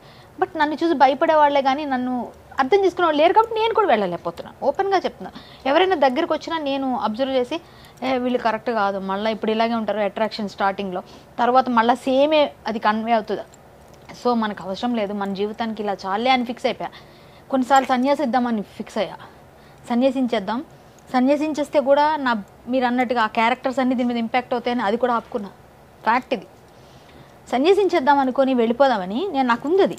బట్ ఏంటంటే అవసరం లేదు మనకి, సన్యాసి జీవితం బెటర్, దేవుడు రాముడు మన కృష్ణుడు పాట పాడుకుని ఎలాగో గుడి కడుతున్నా, ఆ గుడికి శంకుస్థాపన అయింది. సో అటువైపు వెళ్ళిపోదామని పూర్తిగా అనుకున్నప్పుడు సన్యాసిస్తే కూడా బాబీ లేకపోతే వ్యాంప క్యారెక్టర్లు చేసింది, స్వామిని లేకపోతే మాతాజీ, ఇలాంటి మాటలు కూడా ఫేస్ చేయాల్సి వస్తే నేను ఆపుకున్నాను. నేను నాకు పర్సనల్గా ఏది చేసే శక్తి, సెలబ్రిటీగా ఎంత పేరు వస్తుందో, ఎంత పాపులారిటీ వస్తుందో అంత మనకి ప్రైవసీ కానీ, మనకంటూ బ్యాడ్ కామెంట్స్ కానీ మనకున్నంత ఇది ఇంకొకరికి ఉండవు. మన మీదే ట్రోలింగ్స్, మన మీద అన్ని, మన ఫ్యామిలీస్, మనతో పాటు మన ఫ్యామిలీస్ని కూడా లాగుతారు. అంటే వాళ్ళు ఏం చేశారు పాపం, వాళ్ళ ఇంట్లో ఉంటారు, మా అమ్మ నాన్నని తిడతారు, నాకు చాలా పెయిన్ వస్తుంది. మా నాన్నగారు చనిపోయారు, ఆయన తిడుతుంటే నేను మొన్న చాలా ఏడ్చా ఒకరోజు. అంటే మనకు జన్మించే వాళ్ళు తిట్లు కాయాలా అని ఫీలింగ్ వస్తుంది. అంటే మనం ఉన్న సొసైటీ అలా ఉంది. మన ఫస్ట్ నుంచి మన వాళ్ళు మనకు నేర్పాలి ఎలా ఉండాలి, ఎలా బిహేవ్ చేయాలి అని. అలా ఎవరు తల్లిదండ్రులు నేర్పట్లేదు. ఇప్పుడు అంతా పబ్బులు అవి వీటితో అన్నీ చెడిపోయినాయి. సో నన్ను చాలా బాధ పెడుతుంది ఈ విషయం. అలా ఉన్నారు కానీ లోపల కన్నీళ్ళు అలానే ఉన్నాయి. అది కామన్ ఉంటాయి, కానీ నేను కవర్ చేస్తూ వెళ్ళిపోతుంటా. నేను మాటలు బాగా వింటున్నాను అందరివి, అది పెయిన్ వస్తుంది. నువ్వు అడిగేసరికి నాకు అక్కడ టచ్ అయింది. వాళ్ళు పెట్టే కామెంట్స్, నేను ఏది చేసినా దానికి కామెంట్ పెడతాను. నేను క్యారెక్టర్ చేశాను, నేను రియల్ లైఫ్లో చేయలేదు. సో క్యారెక్టర్ చేస్తే తప్పేంటి? నేను బాబీ అంటే తప్ప, నా వృత్తి కోసం నేను బయట చేస్తే తప్పేమైంది? నేను ఎవరితో వెళ్ళి నిజంగా చేయలేదు కదా, మీరు చూడలేదు కదా. సో నన్ను అంత నీచంగా ఎలా మాట్లాడగలుగుతారు? మీ అక్కను చెల్లిని అలాగే అంటారా? నేను ప్రతిసారి ఫీల్ అవుతుంది, కానీ నేను చెప్పలేను. చెప్పిన వాళ్ళకి అర్థం కాదు, వాళ్ళ కోసం నేను ఫీల్ అవడేంటి? సో ఫ్యామిలీ చాలా మంచి ఫ్యామిలీ నుంచి వచ్చి ఇలాంటి మాటలు పడుతున్నాం. ఒక ఇండస్ట్రీకి వచ్చాము, క్యారెక్టర్స్ చేసామని ఇన్ని మాటలు పడాలా అనిపిస్తుంది. చాలామంది అంటూ ఉంటే నేను అనిపిస్తుంది ఇండస్ట్రీలో కష్టం అమ్మా. నేనే చాలామందికి పంపించేస్తా, అమ్మాయిలు అడిగితే కూడా నేను సపోర్ట్ చేయాలి. ఎందుకంటే కొన్నిసార్లు వాళ్ళు టాలెంటెడ్ అయితే మాత్రం ఎవరికోళ్ళు చెప్తా చేయండి, పాపం వాళ్ళు మంచిగా ఉన్నారని. బట్ చాలా వరకు అమ్మాయిల్ని నీచంగా చూసే ఇండస్ట్రీకి వచ్చారనగా నీచంగా ఒక మాట వేసేస్తారు. రాజకీయం, ఇండస్ట్రీ రెండింటినీ ఒకలాగే చూస్తారు. ఆ రోజు నుంచి ఈ రోజు వరకు అలానే ఉంది. అది మారట్లేదు, అది మార్చాలన్నదే నా ఫీల్. ఇప్పుడు అమ్మాయికి పెయిన్ ఉంటుంది, అమ్మాయి తాలూకు ప్రాబ్లమ్స్ ఉంటాయి. ఎందులో ఏ రంగంలో ఉన్న అమ్మాయి రాణించాలంటే ఎంతో కష్టపడాలి. ఆ కష్టపడే దీనిలో నిజాయితీగా నిలబడే అమ్మాయిలు మీరు ఎందుకు గుర్తించరు? వాళ్ళకు కూడా బురదేసేసి ఒక ట్యాగ్ లైన్ అంటించేస్తున్నారే. నేను నిజాయితీగా లేకపోతే ఇంత డేర్గా ఎలా మాట్లాడతా? నన్ను చూపించు అని అడుగుతా. ఎవరు మాట్లాడినా చూపిరా అని అడుగుతా. ఫస్ట్ నేను ఫేస్బుక్లో కూడా నేను రిప్లై ఇస్తా.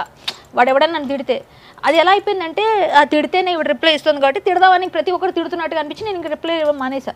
నాకు ఎవరైనా ఒక మాట నేను రిప్లై ఇస్తాను, నీకు తెలుసుకో, చూపి, నీ దగ్గర ఉందా రుజువు చూపి అని అడుగుతాను. నేను అంత ఫైట్ చేస్తాను నేను సోషల్ మీడియాలో కానీ ఎక్కడైనా. మీరు ఎందుకంటే ఇస్తారు రిప్లై అంటే? వాడికి తెలియదు కదా, చెప్పాలంటారు. చాలామంది అంటారు మీరు చెప్పొద్దు అంటారు. సో నేను అన్ని చిన్నవాళ్ళైనా పెద్దవాళ్ళని ఒకలా చూస్తాను. నాకు అలాంటివి ఉండవు ఎవరితో నేను ఏ విషయమైనా. బట్ నా ఫ్యామిలీ లైఫ్లో ఎంత నీచమైన మాటలు వింటున్నాను వీళ్ళ వల్ల. నాకు పెళ్ళి అవ్వకపోతే వీడికేంటి ప్రాబ్లం? నేను వదిలేస్తే నీకేంటి ప్రాబ్లం? నేను డైవోర్స్ తీసుకొని నీకేం ప్రాబ్లం? నాకు పిల్లలు లేకపోతే నీకేంటి ప్రాబ్లం? ఏదైతే నీకెందుకు? నా బతుకు, నేను ఒక మనిషిని, నాకంటూ ఒక లైఫ్ ఉంది, నన్ను బ్రతకనివ్వండి. లేదు మీరు చేయలేరు, మీరే నన్ను అర్చరు తీర్చరు, మీరు నాకేం పెళ్లి సంబంధం చూడట్లేదు, నాకు పెళ్లి తీసుకురాలేదు, మీకేం పని అంటున్నాను నేను. పబ్లిక్ అసలు ఇష్టం వచ్చినట్టు ఎవరి లైఫ్లో పడితే లైఫ్లో దూరిపోతారు, ఎలా పడితే అలా మాట్లాడతారు. సో నేను ఇంట్లో ఉన్నప్పుడు నేను బాధపడిన రోజు ఉండదు. నేను ఫ్యాక్టే మాట్లాడుతున్నా, నాకు అబద్ధాలు రావు. నేను పెయిన్ ఫీల్ అయినా నేను బయటికి రాగానే అన్నీ నేను వదిలేసి హ్యాపీగా గంభీరంగా ఉంటాను. ఎందుకంటే నన్ను ఒక అమ్మ అని పిలుస్తారు, అక్క అని పిలుస్తారు. వాళ్ళు నన్ను ఇదిగా చూసుకున్నప్పుడు వాళ్ళకి నేను సపోర్ట్ చేస్తూ వాళ్ళకి నేను ఒక ఆదర్శవంతంగా కనిపించాలి తప్ప నేనే బేలగా ఉండకూడదని నేను కొంచెం కవర్ చేసుకుంటూ వెళ్ళిపోతాను. బట్ నా ఇంట్లోకి వెళ్ళంగా నేను బేలనే. అది ఫ్యాక్ట్, ఏ అమ్మాయికైనా ఉంటుంది.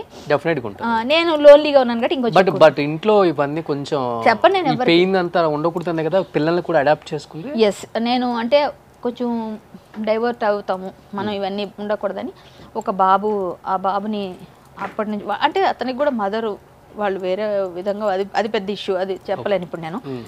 సో ఆ అబ్బాయి కేర్ టేకర్గా ఉండి, సో మా అబ్బాయిని వాళ్ళ మదర్ అడాప్షన్ ఇచ్చారు, అది అయింది అప్పట్లో. తర్వాత కనుక్కున్నాం ఎవరు ఏంటని తీసుకొని అదంతా అయిపోయింది. ఇప్పుడు ఆ బాబు 5th క్లాస్ మీ దగ్గరే ఉంటున్నారు. 5th క్లాస్ అక్కడ చదువుతున్నాడు మన తిరుపతిలో చదువుతున్నాడు. సో ఈ పాప అంటే, ఆడపిల్ల అంటే సంగీతానికి, సాహిత్యానికి, హరికథకి అవినాభావ సంబంధం. అంటే హరికథ బాగా ఉండాలంటే 3 రావాలి. సో ఆడపిల్ల అయితే హరికథ నాలాగా చెప్తుంది, వాళ్ళకి చెప్పాలి. డాన్స్, నేను క్లాసికల్ డ్యాన్స్ పూర్తిగా నేను ఒక సత్యభామలాగా, భామనే సత్యభామని అంటే చిన్నప్పుడు చేసేదాన్ని, అది నేను భామ కలాపం చేయలేకపోయాను. సో నేను ఒక ఆడపిల్లని నేర్పించి తనలో నేను చూసుకోవాలని ఫీల్ అయ్యా. సో ఒక ఆడపిల్లని వాళ్ళ కష్టాలు ఉన్నారు కాబట్టి ఆ టైంలో వాళ్ళ మదరు ఫాదరు వాళ్ళు కూడా దానికి కూడా పెద్ద ఇష్యూ అయింది. ఇష్యూ చేశారు కావాలని. నేనంటే పడని వాళ్ళు చేస్తున్నారు, నేను ఫైటే చేస్తున్నాను రోషన్, క్లియర్గా నేను ఫైట్ చేస్తున్నాను. కొంతమందికి నేనంటే పడదు, ఆ పడని వాళ్ళంతా ఒకటయ్యి నన్ను ఒక 3 months ఎక్కడ ప్రైమ్ మినిస్టర్కి, నెక్స్ట్ మన ప్రెసిడెంట్కి, అందరికి కూడా లెటర్ పెట్టారు వాళ్ళు మీ మీద. ఎస్, లెటర్ పెట్టారు, నా దగ్గర ఉంది అది కాపీ.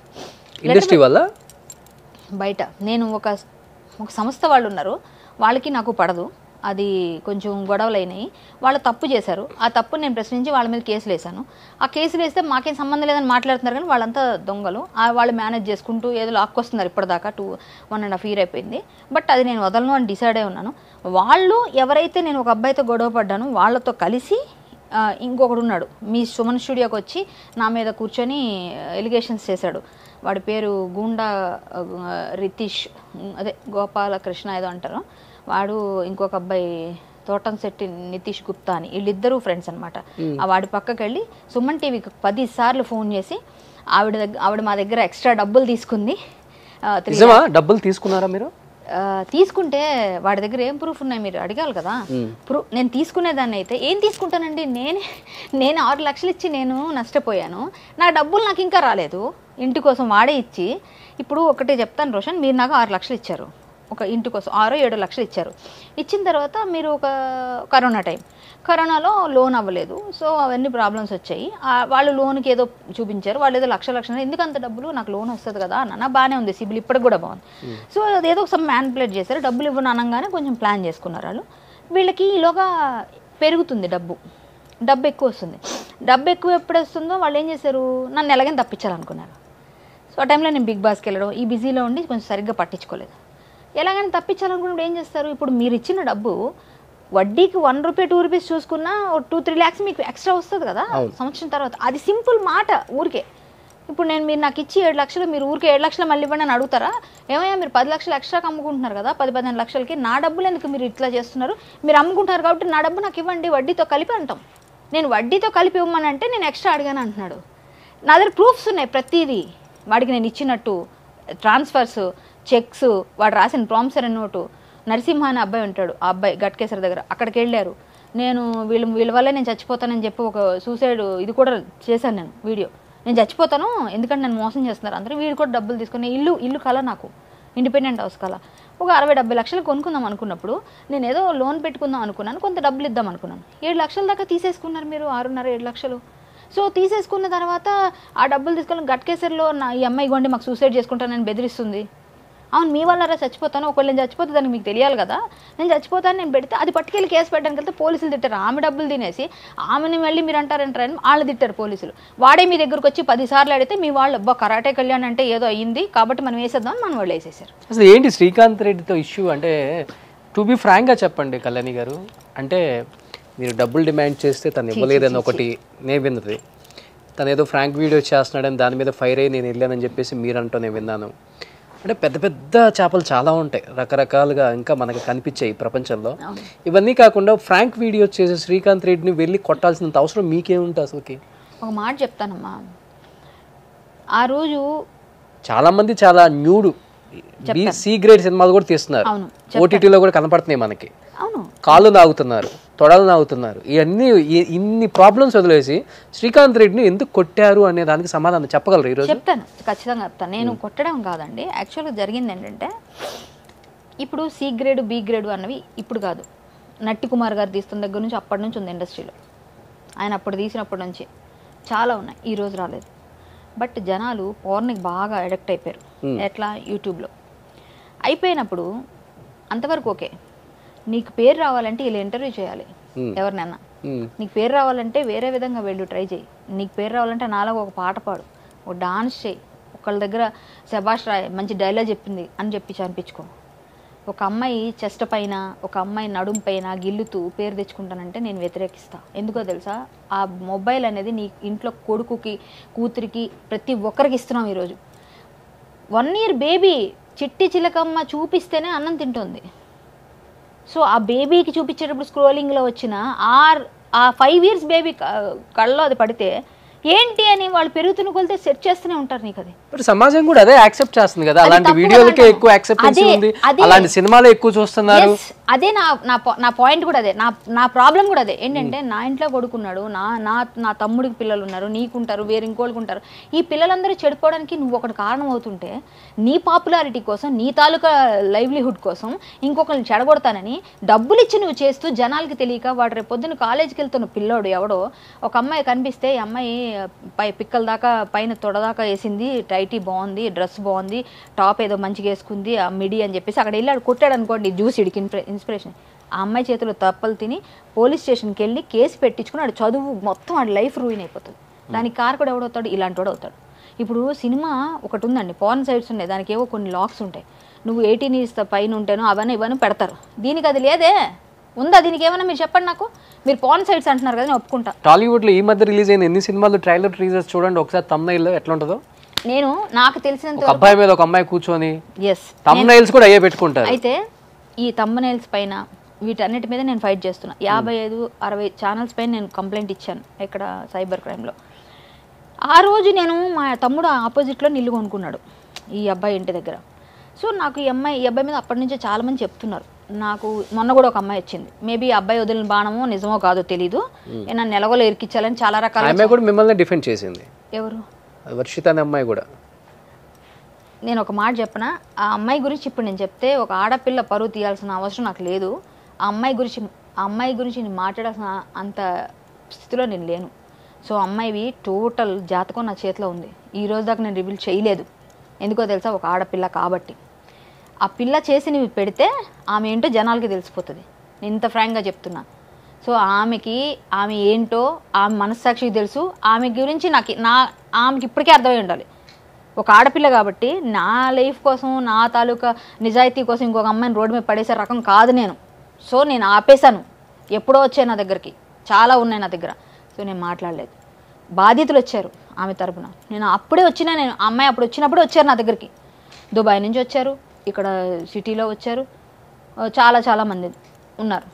ఎంతమంది అని నేను లెక్కలో అని చెప్పను, కానీ అవన్నీ కూడా నేను రివీల్ చేయలేదు. సో ఆమె మాట్లాడిందంటే వాళ్ళిద్దరు ఇష్టంగా ఉన్నారు, ఒక దగ్గర ఉంటున్నారు కాబట్టి వాళ్ళు ఆ అబ్బాయిని సపోర్ట్ చేయడానికి అమ్మాయి ఏమైనా మాట్లాడారు. అదే నేనంటాను, అందరూ ఇష్టంగా ఉన్నారు, వాళ్ళు చేసుకుంటున్నారు, సొసైటీలో ఇన్ని జరుగుతున్నాయి. ఇంతమంది ప్రశ్నించింది, మీరు ప్రశ్నించి తప్పుడు వాళ్ళు అవుతున్నారని నా బాధ. అది నేను అంటున్నాను. ఇప్పుడు నేను ఆ రోజు ప్రశ్నించాలని కూడా నేను అనుకోలేదు. జనరల్గా జరిగింది అక్కడ వేరే. నేను అబ్బాయితో శ్రీకాంత్ రెడ్డి ఆల్రెడీ చాలామంది చెప్పారు నాకు, సరే నేను పట్టించుకోలేదు.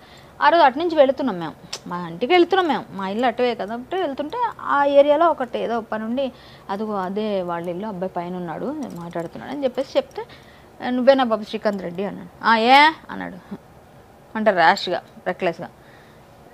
ఏంటి అదేంటి, అది ర్యాష్గా ఉన్నది. అంటే అబ్బాయి యారగెంట్గా మాట్లాడతాడు కొంచెం. అనగా నేను నీతో మాట్లాడాలి, ఎందుకు అలా మాట్లాడుతావు, అంత ఇదవుతావు, కొంచెం మాట్లాడాలి. ఈ అమ్మాయి నా దగ్గరికి వచ్చిన తర్వాత ఇంకొక అమ్మాయి నావి తీయమంటే తీయలేదు, ప్రైవేట్లో పెడతావు లేకపోతే మరో కరాటే కళ్యాణం చూస్తావు అని కూడా చెప్పిందంట అమ్మాయి. చెప్పినప్పుడు ప్రైవేట్లో పెట్టాడంట. అదేంటంటే చెప్పే తీసాం కదా అన్నాడంట. ఆ అమ్మాయి నా దగ్గరికి వచ్చింది. చాలామంది వస్తున్నారు ఇప్పుడు ఈ అబ్బాయి చేస్తున్న వాటికి. సో ఏంటంటే ఆ రోజు కొంచెం ర్యాష్గా మాట్లాడితే రమ్మన్నాం కిందకి. వచ్చిన తర్వాత నీకు కూడా డబ్బులు ఇస్తే నువ్వు చేయ అన్నాడు మిమ్మల్ని. నాకు మండింది. నేను ఆల్రెడీ మేము వెళ్తున్నాం, బేబీ కూడా ఉంది. సో ఇంట్లో ఎవరు ఉండరు కాబట్టి నాతో తీసుకెళ్తున్నాను. మేము వెళ్ళిపోతున్నాం అందరం, 3-4 వెళ్తున్నాం. మేము వెళ్తుంటే 2 బళ్ళ మీద వెళ్తున్నాం. మా ఇల్లు రాజీవ్ నగర్ వైపు, ఈ అబ్బాయిది ఇక్కడ. మా ఆపోజిట్లో, ఈ అబ్బాయి ఆపోజిట్లో మా తమ్ముడు ఇల్లు కొనుక్కున్నాడు. సో నేను అక్కడ అప్పటికి 10 రోజులు 15 రోజులు అయింది మా తమ్ముడు ఇల్లు కొని. సో మేము అట్లా వెళ్తూ అలా అనుకోకుండా అది అలా జరిగిపోయింది. కానీ ఇంటెన్షనల్లీ వెళ్తే నేను 100 మందిని వేసుకెళ్తా, లేకపోతే 10 మంది ఆడోళ్ళని తీసుకెళ్తా. ఒకదాన్ని ఎందుకు వెళ్తా? ఒకటి ఆలోచించండి. ఇంటెన్షనల్లీ చేస్తే 10 మంది ఆడోళ్ళు, ఒక 15 మంది అబ్బాయిల్ని పట్టుకొని వెళ్ళి ఆయన చెతకొట్టి వస్తా. ఒరే నువ్వు చేస్తున్న తప్పురా, సమాజానికి ఇది నువ్వు చేస్తున్నావు కీడు అని. నేను అనుకోకుండా అయింది. వాడు కూడా అంత అబ్బాయి ఓ సూపర్ అని చెప్పేసి హీరోలో ఉన్నామని అందరూ పొగడంగానే హీరో అయిపోదామని ఏదో అతను ట్రయల్స్ అతను చేసుకుంటున్నాడు. ఎవరి పని అవి చేసుకోమనండి, ఏమన్నా మనకు అనవసరం. బట్ ఏంటి, సమాజాన్ని చెడగొట్టే దానిలో ఇది డైరెక్ట్ ఫోన్లోకి వచ్చేస్తున్నాయి. వీళ్ళు మాట్లాడిన దాంతో ఇతను బ్యాచ్ అమ్మాయిలు, ఎవరు కత్తర పాప అంట, ఇంకెవరు దివ్య, సో వీళ్ళందరూ కూడా ఇదే బ్యాచ్లో పిచ్చి పిచ్చి బూతులు మాట్లాడుతున్నారని మాకు బాగా కంప్లైంట్. ఎందుకంటే నేను హిందూ యాక్టివిస్ట్గా ఉండి అన్ని పనులు చేస్తాం కాబట్టి వస్తున్నాయి.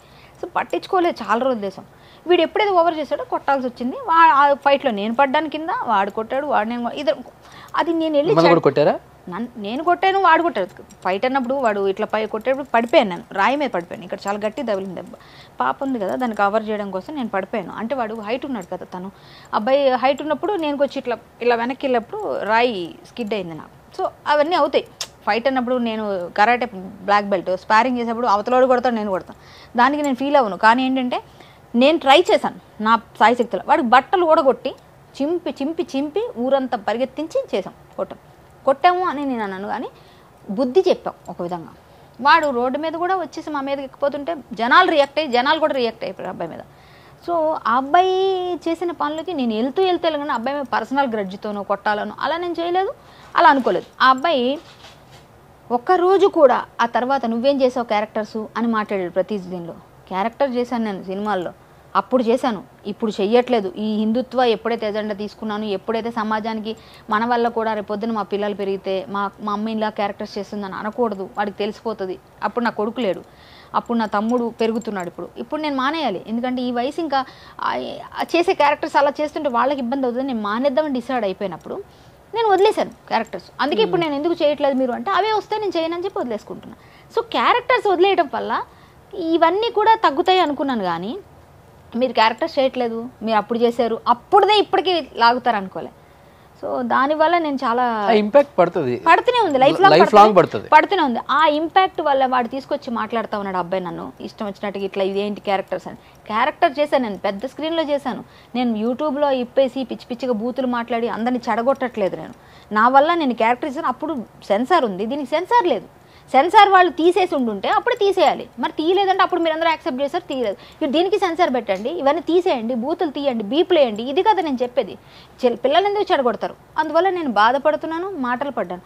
వీళ్ళందరూ కలిసి నా మీద ఇంత బురద వేసి ఆ అమ్మాయి విషయంలో ఇది చేసి నన్ను ఇరికిచ్చేద్దామని చూశారు. భగవంతుడు ఉన్నాడు, తల్లి తండ్రి ఉన్నారు, వాళ్ళు ఉన్నారో లేదో జనాలకి తెలియదు. అప్పటి వరకు నేను ఎవరో పిల్లని ఎత్తుకొచ్చానని ఏవో వేశారు. సో ఆ అమ్మాయిని తీసుకొచ్చి వాళ్ళ అమ్మని అందరూ వచ్చి వాళ్ళ ఫ్యామిలీ అంతా ఇప్పటికీ నాతో మాట్లాడతారు కాబట్టి నాకు తెలుసు. వాళ్ళు వచ్చి కూర్చోబెట్టాను, వాళ్ళు వచ్చారు, చూశారు. వాళ్ళ పాపం వాళ్ళ ఫ్యామిలీ అనవసరంగా ఇదయ్యారు.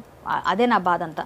1,00,000 రూపాయలు నాకు ఎక్కువ, అంత ఎక్కువ అమౌంట్. నాకు ఒక మాట చెప్పండి, నేను 1,00,000 రూపాయలు నేను ఒక రోజు క్యారెక్టర్ చేస్తే వస్తాయి కదా. అలాంటప్పుడు ఆ 1,00,000 రూపాయలు అని డిమాండ్ చేశానంటే అర్థం ఉందా అందులో? 1,00,000 రూపాయల కోసం వాడిని నేను డిమాండ్ చేస్తాను. అట్లా నేను ఎవరి దగ్గర లంచం తీసుకున్నట్టు ఉందా అసలు ఇంతవరకు ఎక్కడైనా ఉంటే? ఈ పాటికి రాదా బయటికి? ఇంకోటి 1,00,000 రూపాయలు ఎప్పుడు అడిగానంట, వాడెవడో నాకు అప్పుడు దాకా తెలియదు, నేనెవరో అడిగి ఎప్పుడు తెలియదు. ఫోన్ కాన్వర్సేషన్లు అడిగానా, తీసుకొచ్చి చూపి కాల్ రికార్డింగ్, లేదా అక్కడ సీసీటీవీ ఫుటేజ్ ఉంటుంది కదా, నీకు నాకు మాట్లాడుకునేది ఉంటుంది కదా, అక్కడ చుట్టుపక్కల ఉన్నారు కదా, తీసుకొచ్చి పెట్టొచ్చు కదా. మరి 1,00,000 రూపాయలు అడిగితే ఎందుకు ఎంతవరకు నువ్వు పెట్టలేదు? ఇప్పుడు వర్షిని అన్నారు మీరు ఇందాక, అది ప్రూఫ్స్ ఉన్నాయి కానీ నేను పెట్టలేదు. ఎందుకంటే ఒక ఆడపిల్ల లైఫ్ తీస్తే నాకేం రాదు. ఆ అమ్మాయి లైఫ్, ఆ అమ్మాయి బ్రతుకు తెరవండి, అమ్మాయి ఏమైనా చేసుకుంది, నాకెందుకు? ఒక ఆడపిల్ల, ఆ అమ్మాయికి బుద్ధి. అట్లానే ఎందుకు అనుకోవట్లేదు మీ లైఫ్లో? మీ లైఫ్ని ఎందుకు అనుకోవట్లేదు అలా? నా లైఫ్ ఇప్పుడు మీరు ఒక మాట అన్నది చాలా మంచిది, ఆ లైఫ్ వాళ్ళ ఇష్టం అని. ఎందుకని మనం కూడా అలా ఉండొచ్చు కదా. ఎందుకంటే అవుట్ ఆఫ్ ఇండస్ట్రీ కాబట్టి ఇప్పటి వరకు ఓకే. ఇండస్ట్రీ వాళ్ళని కూడా అంటే నేను చూసాను ఈ మధ్య దేవిశ్రీ ప్రసాద్ కూడా, దేవిశ్రీ ప్రసాద్ గారు లిరిక్స్ దగ్గర ఏదో మాట్లాడారు. నేను దేవిశ్రీ ప్రసాద్ గారి విషయంలో ఎందుకు చెప్పాను అది కూడా చెప్తాను. నేను ఇండస్ట్రీ అవుట్ ఆఫ్ ఇండస్ట్రీ అని నాకు లేదు. ఎందుకంటే నేను తన పర భేదం లేదు నాకు. ఎందుకంటే నా ఇంట్లో నా తమ్ముడు తప్పు చేసి నేను అడుగుతా, ఇదే నా నైజం ఫస్ట్ నుంచి. దేవిని ఏ పాయింట్ ఆఫ్ దగ్గర దేవి హరే కృష్ణ హరే రామ్ అన్నది ఒకప్పుడు హిప్పీ సంస్కృతి, హరే కృష్ణ హరే రామ్ దమ్మరదమ్ అవన్నీ మనం చూసాం. అప్పుడు కళాటి కళ్యాణి లేదు, అప్పుడు ఇలా లేదు సమాజం. ఇప్పుడు అవేర్నెస్ పెరిగింది. దేవుళ్ళని ఎవరైనా కించపరిస్తే నేను ఒకరిద్దరు ముగ్గురు పాస్టర్ల మీద ధ్వజమెత్తి పాస్టర్స్ని అరెస్ట్ చేయించా. సీతమ్మ తల్లితో సెక్స్ చేస్తానని ఒకటి పోస్ట్ పెడితే ఎంత నీచమైన వాడి వెధవ, వాడి మీద నేను కేసు పెట్టా. 2 నెలలు జైలు నుంచి బయటికి రాలేవాడు. ఓకేనా. అలాగే పాస్టర్ హనీ జాన్సన్ అని అతను కృష్ణుడు ఎటుగాని వాడ ఒక దెబ్బకి చచ్చిపోయాడంటే అతను జైల్లో పెట్టించే వరకు ఫైట్ చేస్తా, వదలలేదు. సో ఇలా నేను హిందుత్వ కోసం ఫైట్ చేస్తా, చాలా గట్టిగా చేస్తా ఫైట్. ఎక్కడెవరు మొన్న రామాలయం మూసేశారు బాపట్ల దగ్గర 95% క్రిస్టియన్స్ ఉన్నారు, నువ్వు కూడా మారిపో 5 కుటుంబాలు ఎందుకనంటే మూసేస్తే నేను వెళ్ళి డిఎస్పీ గారితో కలెక్టర్ గారితో ఫైట్ చేసి వాళ్ళందరితో మాట్లాడి మేమందరం వెళ్ళి కొన్ని సంస్థలు ఓపెన్ చేయించి భజన చేసి అక్కడ సిలువలు వేసేసారు పైన, రామాలయం పైన. ఏంటి మూసేసి, అసలు స్వామి ప్రాణప్రతిష్ఠ అయిన తర్వాత ముయ్యకూడదు, కైంకర్యాలు లేకుండా మూసేసి సిలువ వేస్తే దాని మీద పసుపు రాసి శ్రీరామ అని రాసి వచ్చాను. అంటే నేను అంత ఫైట్ చేస్తాను హిందుత్వ కోసం. అలాంటి ఫైట్ చేస్తున్నా నేను, ఎన్నో చేస్తున్నాను, ఒకటి కాదు. ఎక్కడ ఈ ఊరు నుంచి ఆ ఊరికి ఎక్కడికైనా వెళ్ళిపోతాను నాకు ఇప్పుడు నేను ఫ్రీగా ఉన్నాను కాబట్టి. మేబీ ఫ్యూచర్లో మీరు అన్నట్టుగా ఎలా అవుతుంది, నాకు సాధ్యం అవుతుందా, వస్తారా, పెళ్ళి అవుతుంది, మా అమ్మాయిలు చేస్తారా, అది నాకు తెలియదు. ఇప్పుడైతే నేను ఫ్రీగా ఉన్నాను, ఇది నేను కంటిన్యూ చేస్తున్నాను. దేవిశ్రీ ప్రసాద్ గారు బికినీ వేయించి సీషోర్లో చాలాసార్లు ప్రతి చరణంలో ప్రతి పల్లవిలో హరే కృష్ణ హరే రామ అనేది వస్తూ ఆ అమ్మాయి ఒకటి రామ అంటే ఒకటి కృష్ణ అంటే అలాంటి స్టెప్స్ సిగ్నేచర్ మూమెంట్స్ పెట్టి కొంచెం అంత బికినీతో రామకృష్ణ అనిపించడం, కొంతమందికి మనం చీప్గా అయిపోతాం కదా అనేది మా ఇది. ఒక చిన్న ఎగ్జాంపుల్ చెప్పనా. సో విక్రమార్కుడు సినిమాలో నీకు పంచదార పూరీలు లేవా, నీకు వేడి వేడి బొబ్బట్లు లేవా, లడ్డు మిఠాయి నీకు రమ్యంగా తినిపిస్తా, మన్నీలా తిందూరారా కృష్ణ. అది పాడింది ఎవరు? స్మిత. దీనికి ఆడింది ఎవరు? ఆడింది ముమైత్ ఖాన్. దీన్ని స్టేజ్ మీద పర్ఫార్మెన్స్ చేసింది ఎవరు ఒకనొక టైంలో గుర్తు చేసుకోండి? నేనా? 20 years ఈటీవీ స్వర. ఎస్, అందులో నేను కూడా పాడాను. మీరే పాడారు ఆ సినిమాలో. నేను ముందు స్టార్టింగ్ హరికథ బిట్టు నేను పాడాను. ఎవరికి? వైవిజయ్ గారికి. మన్నేలా తింటే కృష్ణ నేను పాడలేదు. స్టేజ్ మీద అక్కడ పాడారు. స్టేజ్ మీద నేను పాడాను. స్టేజ్ మీద పర్ఫార్మెన్స్ మనము చేస్తాం. పర్ఫార్మెన్స్ అమ్మా, నేను బికినీ వేసుకొని చేయలేదు కదా. అది బికినీ వేసుకొని చేస్తే నువ్వు నన్ను చెప్పు తీసుకొని కొట్టు, ఒప్పుకుంటా. బికినీ అని కాదు మరి బికినీ వేసుకుని నేను అన్నీ నా అభ్యంతరం ఏంటి? హరే కృష్ణ హరే రామ అనే దివ్య మంత్రాన్ని, ఇస్కాన్ వాళ్ళు పవిత్రంగా భావించే దివ్య మంత్రాన్ని మీరు ఎంత వాళ్ళు భక్తి భావంతో తిండి తిప్పలు మానేసి రామ కృష్ణ కృష్ణ కృష్ణ హరే కృష్ణ అని వాళ్ళు పఠిస్తుంటే ఆ మంత్రాన్ని మనం తీసుకెళ్ళి అవహేళన చేస్తే బికినీ వేస్తే బీచ్లో చేస్తే అది దాన్ని ఎలా దివ్య మంత్రంగా ఒప్పుకున్న వాళ్ళు ఎలా ఒప్పుకుంటారు? అది నా పాయింట్. అర్థమైందా? నేనే అదే పంచదార పూరీలు సాంగ్లో స్మిత, టిప్పు, నేను ముగ్గురం పాడాము. కీరవాణి గారు పాడించారు. సో జై శ్రీ కనక మహాలక్ష్మి అదంతా నాది వాయిస్. పులుసు గారు వైవిజయ్ గారికి పాడిందంతా కూడా నేను.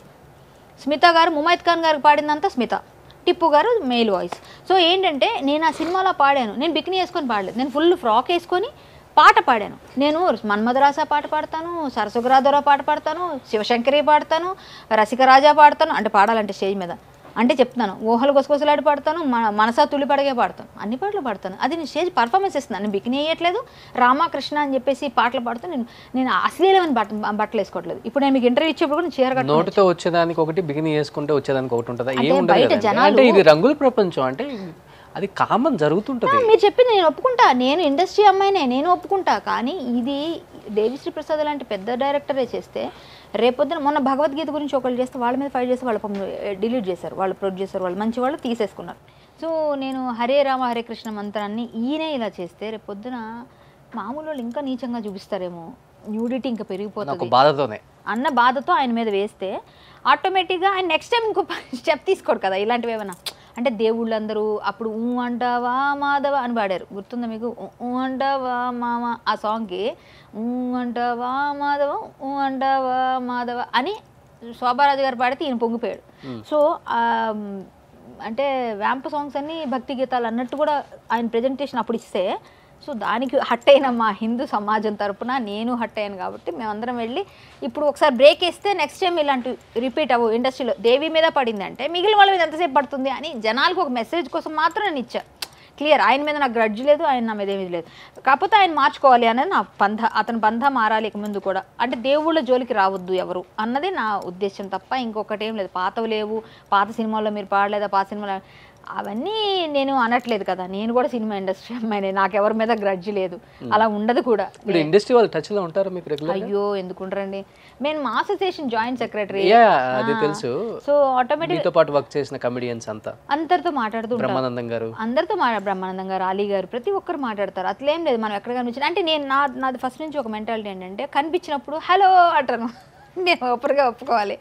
తర్వాత నేను వాళ్ళు ఎక్కడున్నారో కానీ ఏంటి మాట్లాడిన వాళ్ళు ఫోన్లు చేసి అతాయించి పార్టీలు పబ్బింగ్లు లేకపోతే అవన్నీ ఉండవు, కనిపించినప్పుడే మాట్లాడతా ఎవరితోనైనా. నాకు అది ఎక్కువ ఇంటరాక్ట్ అవ్వడం ఎక్కువగా.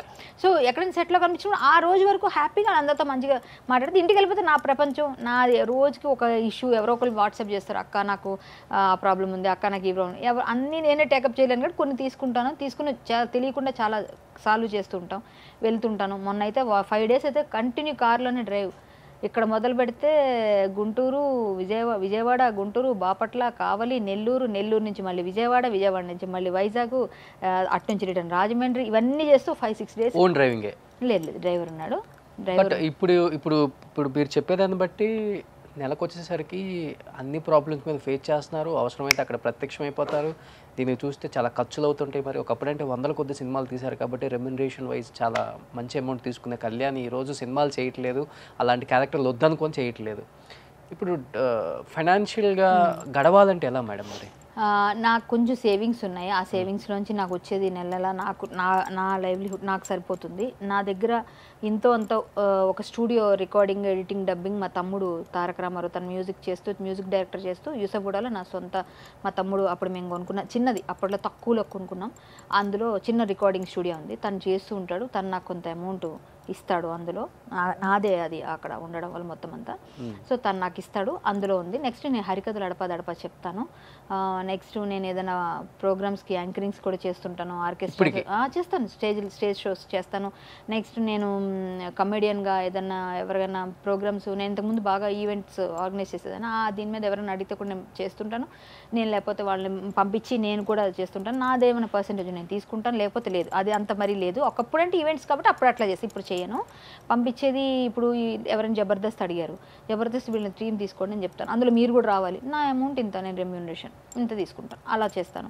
లేని పక్షంలో హరికథ మ్యాక్సిమం ఇప్పుడు ఎక్కువగా, ఎందుకంటే హరికథ ఎందుకు చెప్తున్నానంటే మన అంటే ఒక విధంగా చెప్పాలంటే ఏన్షియంట్ ఆర్ట్ ఫామ్స్ అన్నీ కనుమరుగైపోతున్నాయి. అందులో నేను వచ్చింది బేస్ ఇక్కడే హరికథ నుంచి. మా ఫ్యామిలీ మ్యూజిక్ విజయనగరం దగ్గర 60 సెంట్లలో నేను ఒక 60 సెంట్లు ఆ ప్రదేశంలో రామాలయం, రాముడు 11 అడుగులు, శివుడు మరకతంలో 108 అడుగులు కృష్ణయ్య, అంటే సిమెంటే, అదే మరి రాయి ఏకశిల రాదు. సో 108 అడుగులు కృష్ణయ్య, కింద గోశాల, హరికథా పాఠశాల పెడుతున్నాను అక్కడ. ఆల్రెడీ శంకుస్థాపన అయిపోయింది, 3 months అయింది. మీ ఓన్ ల్యాండ్లో అది అక్కడ మా అంటే ఆదిభట్ల కళాపీఠానికి మా అమ్మ, వేరే అమ్మ ఉంటారు, వాళ్ళు కొంత ఇచ్చారు, కొంతమంది. అయితే అదంతా ఆ ల్యాండ్లో ఆదిభట్ల కళాపీఠం చేస్తున్న ఇది చూసి 108 రోజులు కంటిన్యూస్గా హరికథ ఉత్సవాలు చేశాను నేను. లాస్ట్ ఇయర్ ఎలక్షన్స్ టైంలో 4 months 108 రోజులు 108 గంటలు ఇక్కడ మన మధురా నగర్ దగ్గర 136 గంటల ఎన్నో సెకండ్లు ఉంటే దానికి 114 గంటల 40 సెకండ్లకి ఎంతకో మాకు లిమ్కా రికార్డ్స్ వచ్చింది హరికథకి. 5.5 days మేము చేసాం ఏంటి ఉత్సవాలు కంటిన్యూస్గా, రాత్రి పగలు. అది ఒక 60-70 మంది కళాకారులతో చేసాం.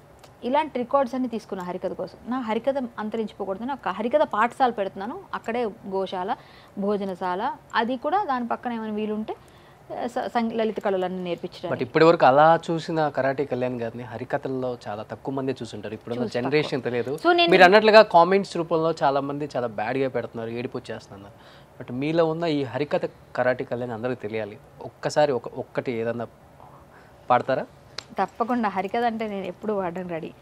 మీకు అంటే కీర్తన కావాలా, ఒక పద్యం కావాలా, లేకపోతే పద్యం లాంటిది? నవ్వుతూ పార్వతమ్మ వచనంబులకిట్లని శివయ్య ఓ జవ్వని ఎద్దులేవి కృషి సల్పుటకు తగు భూములున్నవే తవ్వెడో మానెడో మొదలు ధాన్యపు విత్తులేవి నాగలిట్లు ఎవ్విది సేతు సేద్యము మహేశ్వరి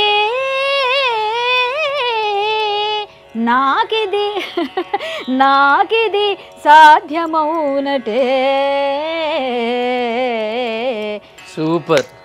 నిజంగా బాబీ మర్చిపోయాను నిజంగా చెప్పానా, నేను ఫస్టే చెప్పాను. చాలాసార్లు ఇలా జరిగింది నాకు. నేను హరికథ చెప్పిన తర్వాత బాబీ అన్న మానేస్తారు, ముందు బాబీ బాబీ బాబీ అంటారు. నేను హరికథ చెప్పిన తర్వాత అసలు నీలాంటి యంగ్స్టర్స్ చాలామంది చిన్నపిల్లలతో సహా వచ్చి కాళ్ళు ముక్కి వెళ్ళిన వాళ్ళు నాకు తెలుసు. ఎందుకంటే నేను హరికథలో లీనమైపోతాను. నేను అందుకే ఇప్పుడున్న యూత్ తెలియాలనే మిమ్మల్ని లైవ్లో పాడించాను. అవును, జనాలకి తెలియదు, పర్వాలేదులే, అది మన ఫైట్. కొన్ని జాతకాలు అంతే, తిట్టించుకోవడం మా జీవిత పరమార్థం. నా ఇంటర్వ్యూలో కొన్ని హాట్ ఉంటాయి, కొన్ని హాటు ఉంటాయి. అవునా, హార్ట్ కూడా ఉంటుందా? కానీ నేను చాలా లేదు చాలా నన్ను ఎమోషనల్ చేసేసావు అన్ని విధాలుగా. ఇప్పుడు నేను హరికథ పాఠశాల కట్టే వరకు 3 years వరకు దీక్షా కంకణం లాగే అన్ని విధాలుగా ఆ పనిలో ఉన్నాను. సో హరికథ ఎక్కువ చెప్పాలనుకున్నా. ప్రతి ఊరెళ్ళి రామాలయం ఉంటుంది, 10 కొంపలున్న రామాలయం ఉంటుంది. సో నేను అక్కడ వెళ్ళి హరికథ చెప్పి, ఇప్పుడు పెద్ద పెద్ద మినిస్టర్స్ మనకి అంతా పిఆర్ బాగానే ఉంటుంది, పెద్దవాళ్ళు ఉంటారు, ఆ ఏరియాలో ఉన్న ఎంపీటీసీలు జడ్పీటీసీలు లేకపోతే ఆ లోకల్ మినిస్టర్స్ వాళ్ళందరూ ఆ ఏరియాస్లో వాళ్ళందరూ మనం వెళ్ళి ఒక సార్ నాకు డొనేషన్ కావాలని అడిగాం అనుకో, ఆ డొనేషన్ వాళ్ళు ఎంతో కొంత ఇస్తారు, ఎవరని కాదు. లేదు అంటే నేను నాకు తెలిసిన వాళ్ళు, నా గురించి తెలిసిన వాళ్ళు మనం చేస్తున్న మంచి పనికి సహాయంగా కొంత పంపించవచ్చు. మా శ్రీ ఆదిభట్ల శ్రీ కళాపీఠం వ్యవస్థ అంటే ఉంది ఒక ట్రస్ట్, చారిటబుల్ ట్రస్ట్లో. కానీ నాకేంటంటే మా నాన్నగారి పేరు రామదాస్, రాముడితో రామనామంతోనే రామ అంటూ మమ్మల్ని పెంచారు. సో రామనామంతో పెరిగాను నేను. నాకు కూడా రామనామం చేసి రామాలయం కట్టాలి, అక్కడ కృష్ణాలయం కట్టాలి. సో అందుకని ఆ ఊరు వెళ్ళి, మీ ఊర్లో నన్ను పిలిచి నువ్వు హరికథ పెట్టినా నేను హరికథ చెప్తాను, నీకు అక్కడ ఏమి ఇవ్వాలనిపిస్తుందో వాళ్ళందరూ కలిసి మా రామాలయానికి ఏమి ఇద్దాం అనుకుంటున్నారు నా గుడికి అది ఇవ్వండి అని అడుగుతాను. ఇదే నేను చేయాలనుకుంటున్నాను. ఎందుకంటే నేను కూడా రామదాసులాగా, రామదాస్ కూతురుగా నేను ప్రయత్నం చేసి ప్రతి ఊరు వెళ్ళి నా నెలలో 20 రోజులు హరికథలు చెప్తూ, ఇక ముందు హరికథలు చెప్తూ, వీలుంటే హరికథ చెప్పలేము, వినలేరు అక్కడ పరిస్థితి, వాళ్ళకి ఇంట్రెస్ట్ లేదు, 4 భక్తి పాటలు పాడి భక్తి ప్రచారం చేస్తూ, దాంతోపాటుగా నా రామాలయానికి నేను అది ఏమిస్తే అది తీసుకొని ఈ గుడి నేను స్టార్ట్ చేస్తున్నాను. ఇది నీ ఇంటర్వ్యూలో ఫస్ట్ రివీల్ చేశాను నేను. ఇది అంటే ఇక సినిమాలో లేదు మంచి క్యారెక్టర్స్ చేస్తాను. ఇంకొక విషయం చెప్పబోతున్నాను, తొందరలో నేను డైరెక్షన్ కూడా చేస్తున్నాను. ఒక మెసేజ్ ఓరియంటెడ్, అది మీకు తర్వాత ఫ్లేయర్ చూపిస్తాను. ఏదో నా కొరకు నేను చేసుకున్నది, ఆ డైరెక్షన్ నేనే చేస్తున్నాను. మెసేజ్ వెళ్తుంది, ఇప్పుడున్న సమాజంలో జరుగుతున్న పరిణామాలే, నాకు ఏదైతే బాధ ఉందో అదంతా ఉంటుంది అందులో. సో అవన్నీ నేను చేయాలి. నాకు ఫస్ట్ డైరెక్షన్ ఇంట్రెస్ట్, కానీ అప్పుడు నేను నిలబడాలి కాబట్టి నేను ఆర్టిస్ట్ అయ్యాను. సింగర్ అవ్వాలనుకున్నాను. సింగర్గా కూడా నేను ప్రయత్నాలు ఎక్కువ చేయలేదు, పాడాను కొన్ని సినిమాల్లో. ఇప్పుడు ఇందాక చెప్పినట్టు మీరు అలా కొన్ని సినిమాలు ఉన్నాయి, నావి ఆల్బమ్స్ ఉన్నాయి బయటవి. బయట ఇప్పుడు యూట్యూబ్లో నా సాంగ్స్ ఉంటాయి, కరాటే కళ్యాణి అంటే భక్తి సాంగ్స్ ఉన్నాయి, ఇవన్నీ ఫోక్ అవన్నీ లేవు. సినిమాలో పాడాను. బట్ నేను సింగర్గా కూడా ఒక ఆల్బమ్ చేయాలి, ఒక సినిమా చేయాలని నేను చేస్తున్నాను తొందరగా. అవి చేయనండి నేను, ఇంకా వైఫ్ అంటే ఒక వైఫ్ లేకపోతే తల్లి, అమ్మమ్మ అయినా పర్లేదు, బామ్మ అయినా పర్లేదు. నేను చిన్న వయసులోనే ఏజ్డ్ క్యారెక్టర్ చేస్తాను సీరియల్స్లో. అందుకు అందరూ ఏమనుకుంటారు తెలుసా, నాకు పెద్ద ఏజ్ అనుకుంటారు. 25 అంటే ఇప్పుడు మీకు అబ్బో ఏం వేసావు తెలుసా నువ్వు, లాస్ట్లో ఒక పెద్ద బాణం, పూల బాణం తీసి లాగి ఇట్లా ఇలా వేసి వదిలేవు. తిప్పాలేంటి ఏమన్నా అంత తిప్పక నాయన, ఇంకా అంత రాలేదు. నేను ఇందాక ఎంత ఏజ్లో అబ్బాయిని చూడమని చెప్పా నీకు, 45 చెప్పా. అంటే అంత ఏజ్ ఉన్న అబ్బాయిని చూడమంటే నాకెంత ఉండాలి మరి? 45 ఏజ్ ఉన్న అబ్బాయి కదా అంకుల్ అని చెప్పాలి. పెళ్లి కాని వాళ్ళు అబ్బాయిలు అంటారు, లేట్ మ్యారేజ్ వాళ్ళు అబ్బాయిలు అంటారు. సరే నేను ఆంటీయే కదా, ఆటోమేటిక్గా అంకులే అనుకోరాలి. మరి గంతకు తగ్గ బొంత బాబు. నేనేమో అంటే ఇంకొక విషయం చెప్తాను నీకు, నాకు నా వెనక పడే వాళ్ళందరూ 35-40 వాళ్ళు లోపలే వస్తున్నారు అందరూ. ఎప్పుడైనా మనకన్నా చిన్నవాళ్ళని చేసుకుంటే మంచిది. మరి అలాగే వస్తున్నారు అందరూ, 35-40 వాళ్ళని చేసుకోండి అంతే అంటారా? అయితే ఇప్పుడు ఇంకా నాకు అప్లికేషన్స్ చాలా వస్తాయి. అయితే ఇప్పుడైతే పెళ్లి చేసుకోవాలి ఉంది, అమ్మ చెప్పారు కాబట్టి. అంటే తోడు కోసం చేసుకోవాలి అంటే నన్ను అర్థం చేసుకునే వాళ్ళు అంత భగవంతుడు నాకు ఇది ఇస్తే, నేనైతే అంత నాకు లేదనుకుంటున్నాను. అది ఇంకా లేదు, అయిపోయిందిలే అని ఫీల్ అవుతున్నాను, ఇంట్రెస్ట్ లేదని. కళ్యాణి గారిని పెళ్లి చేసుకున్నాను అనుకున్నా, ప్లీజ్ కాల్ టు ఇది ఎలా 657476. ఇప్పుడు రోషన్ కి మొత్తం ఆవిడ నెంబర్ ఎవరా అని చెప్పి వస్తుందేమో. లాస్ట్ లో 3 ఆపేసా, అందుకే. అబ్బా ఇది బాగుంది కదా. కానీ ఇంకా రేపొద్దున ఈ ఇంటర్వ్యూ బయటకు వచ్చాక నా పరిస్థితి ఏంటో నాకు టెన్షన్ గా ఉంది అసలు. ఫస్ట్ ఆఫ్ ఆల్ ప్రతి చోట ప్రతి ఒక్కటి తాళి పట్టుకుని ఇలా ఉంటాడేమో. ఏ మేడం మేడం మేడం ఒప్పుకోండి ప్లీజ్ మేడం ఆ అర్జున్ రెడ్డిలో మేడం అన్నట్టుగా తయారవుతారు. పెళ్ళికి పిలవండి మర్చిపోకుండా. అయ్యో నీకు చెప్పకుండా చేసుకుంటా. భారీగా చేసుకుంటారా? అది సింపుల్ ఎందుకు చెప్పు, డబ్బులు వేస్ట్. ఆ డబ్బులతో 10 మందికి భోజనం పెట్టచ్చు, లేకపోతే అనాథలకు కొంచెం ఇది చేయొచ్చు. తొందరగా పెళ్లి చేసుకుని గంపడి పిల్లల్ని కనాలి మీరు. వద్దు, గింపళ్ళు వద్దు నాకు. అంటే మన హిందువులందరూ, నేను అందరికి చెప్తా ఉంటాను మోటివేట్ చేసి, అయ్యా కొంచెం ఎక్కువ మందిని కనండి అయ్యా, కనండి సంతతి తగ్గించుకొని ఒక్కడు అనకండి, 2-3 అంట. నువ్వు అన్నట్టు గంపడు అంటే నువ్వు ఒక 3 కనాలి. అలా ప్రతి ఒక్కళ్ళు 3 కనాలి పక్కగా. ఓకే, అంతే. పెరిగితే పెరిగారు కానీ 3 కనాలి కంపల్సరీ. మీరిద్దరు? నేను 2 గంట. Super, fix. నిజంగా చాలా హ్యాపీ అనిపించింది మిమ్మల్ని చాలా రోజులు చూసిన తర్వాత. లోపల ఎంతో బాధతో ఉన్నా కానీ సొసైటీలో ఏదో ఒక దాని మీద ఫైట్ చేస్తూ ఎప్పటికప్పుడు ఎవరికొకరు న్యాయం చేయాలనే ఒక ఉద్దేశంతోనే ఉంటారు. కాబట్టి కొంతమంది ఇంటెన్షన్ ఏంటంటే అది కొంత బ్యాడ్గా కన్వే అవ్వటం వల్ల, తెలుసు కదా, చెడు అనేది చాలా తొందరగా, అబద్ధం తొందరగా ఈ లోకాన్ని చుట్టేస్తుంది, నిజం నిలకడగా ఉంటుంది. కాబట్టి బట్ మీరు ఎప్పుడు నిజం మీదే నిలబడి ఉంటారు, అదే మిమ్మల్ని కాపాడుతుంది. సో ఒక మంచి తోడు మీ లైఫ్లోకి రావాలని, మంచి లైఫ్ లీడ్ చేయాలని, మంచి క్యారెక్టర్స్ చేయాలని, అండ్ మీరు అనుకున్నట్లుగా ఎమ్మెల్యేగా పోటీ చేయాలని, సో కుదిరితే నెక్స్ట్ ఎమ్మెల్యే కళ్యాణి గారిని ఇంటర్వ్యూ చేయాలని కోరుకుంటున్నాను. తదాస్తు దేవతలు ఉన్నారు, తదాస్తు అనేయండి బాబు. సూపర్. సో ఏమనిపించింది ఓవరాల్గా? లేదు నేను చాలా హ్యాపీగా ఫీల్ అయ్యాను. అసలు సుమన్ టీవీ అనగానే నేను ఓపెన్ చెప్పనా, సుమన్ టీవీకి నేను ఇంటర్వ్యూ ఇవ్వనని చెప్పా. ఒక టైంలో ఆ గొడవలో చాలా ఫ్రస్ట్రేషన్లో ఉంటే సుమన్ టీవీ మైక్ తీయండి అని అడిగా. నేను ఓపెన్గా చెప్తున్నా, అంత కోపంలో ఉన్నాను నేను. ఎందుకంటే నన్ను అంత బద్నాం చేసి వాడెవరినో తీసుకొచ్చి నా మీద బురద ఇస్తున్నారే, అసలు అడగలగా నన్ను. నాకు తెలుసు కదా సుమన్ టీవీ వాళ్ళు ఒక మాట అడిగితే నేను చెప్తాను కదా ఏం జరిగిందో. చెప్పకుండా వీళ్ళేసేసి నాకు లైవ్లో కాల్ కలిపి మీరు ఇవ్వాలంట కదా డబ్బులు తీసుకున్నారని. నేను ఎక్కడ తీసుకున్నాను, నేనేం చేశానని నేను షాక్లో ఉన్నాను. సుమన్ టీవీ అనగానే నేను, రోషన్ అంటే నాకు ఒక అభిమానం ఉంది, రోషన్ అంటే ఇది ఉంది. సరే నాకు ప్రభు గారు, రోషన్ వీళ్ళంతా తెలుసు, నెక్స్ట్ మన వాళ్ళు చాలామంది తెలుసు. కాబట్టి ఇది ఒక సమాజంలో మన అందరం బ్రతుకుతున్నాం, చిన్న సమాజం, చిన్నది ఈ లైఫ్. ఇప్పుడే ఒకటే లైఫ్. ఏదన్నా ఇష్యూ అయినప్పుడు 2 కోణాలని మీడియా తీసుకుంటుంది. అవును, కళ్యాణి గారినే నాకు బ్యాడ్ జరిగింది ఏముండదు మీడియాకి. ఇప్పుడు ఏ ఛానల్ అయినా కానీ ఒక ఇష్యూ జరిగినప్పుడు ఇద్దరిని వాళ్ళని వీళ్ళిద్దరిని కూర్చోబెడుతుంది. దానిలో భాగంగానే సుమన్ టీవీ కూర్చోబెట్టింది. కాదు అది ఇద్దరిని కూర్చోబెడితే అది బాగుంటది. అలా లేదు, నేను ఇవ్వకపోయేసరికి వాళ్ళ వెర్షన్ ఎక్కువ వెళ్ళి ఇంకోటి ఏంటంటే నేనేదో తప్పులు చేసి మీరు వేరే చోటుకి వెళ్ళినప్పుడు వీళ్ళ వెర్షన్ ఎక్కువ వెళ్తుంది కదా. నేను వెళ్ళలేదు, నేను ఎక్కడ ఇవ్వలేదు. ఎందుకు ఇవ్వలేదంటే అసలు రాంగ్ వేలో తీసుకెళ్ళిపోయారు కంప్లీట్గా. నేనేదో చైల్డ్ ట్రాఫికింగ్ అట్లా మాట్లాడేశారు. నేను అసలు ఏమీ చేయలేదు. సో 2వ రోజు వచ్చి నేను పెద్ద ప్రెస్ మీట్ పెట్టేసరికి ఒక్క రోజులో ఇంత చెప్పేశారు. నా ఇంటికి అసలు వితౌట్ నోటీస్ కలెక్టర్ గారు నోటీస్ ఇచ్చామంటారు. నేను ఆయన దగ్గరికి ఎక్కడ సార్ నోటీస్ అని అడిగా కలెక్టర్ గారిని. ఆయన వెంటనే కాల్ చేశారు నా ఎదురుగా. సో కలెక్టర్ గారికి తెలియదు కానీ ఆయన ఇచ్చారని చెప్పి పేపర్లు వేశారు. నా మీద లేనిపోని రాసేసారు ఏవేవో వెబ్ న్యూస్లో. నేను మంచికి ఎప్పుడు చెడు ఎప్పుడు రాళ్ళు పడుతుంటాయమ్మా. అసలు ఎన్ని కామన్ మేడం. ఎనీహౌ మీరైతే 22లో చాలా చూసేశారు, 23 రాబోతుంది. సో ఇంకా చాలా మంచి లైఫ్లో చూడాలని, ఇంకొక వ్యక్తి మీ లైఫ్లోకి యాడ్ అవ్వాలని, 100 సార్లు అంటారు ఎవరు వచ్చేటట్టే ఉన్నారు, ఇంకొకరు యాడ్ అవ్వాలని, హ్యాపీగా ఉండాలని కోరుకుంటున్నాను. అలాగే thank you so much. Thank you అమ్మా, చాలా బాగుంది నీ ఇంటర్వ్యూ. ఇలాగ ఇంత అట్మాస్ఫియర్ చాలా పీస్ఫుల్గా, చాలా హ్యాపీగా అనిపించింది. డాన్స్ ఫస్ట్ మనం చేయటం ఏదో అనుకుని ఏదో వచ్చి ఇప్పుడు మన డాన్స్, ఆవిడతో నువ్వు డాన్స్ ఏంటి, లేకపోతే ఆవిడ వయసు ఏంటి, నీ వయసు ఏంటి ఇలా అంటారేమో చూడు. ఏం లేదు, ఈ అబ్బాయి పెద్ద కనిపించడు కానీ వయసు ఉంది, పర్లేదు. 42. నువ్వు నాకన్నా అప్లికేషన్ పెట్టుకోవచ్చు. అయ్యో బాబాయ్ సూపర్. అసలు కనిపించట్లేదు. 42 అంత లేదు 24 అంటే ఎవరు నమ్మరు. మొన్నే కూతురు పుట్టినరోజు చేసి అలా చెప్పకూడదు. అంటే 22కి బాల్య వివాహం ఇంకా నయం. చిన్నప్పుడు 16కే చేశారు అనలేదు. లవ్ మ్యారేజ్ చేసుకున్నావా? లేదు, అరేంజ్డ్. సూపర్, అదే బెస్ట్.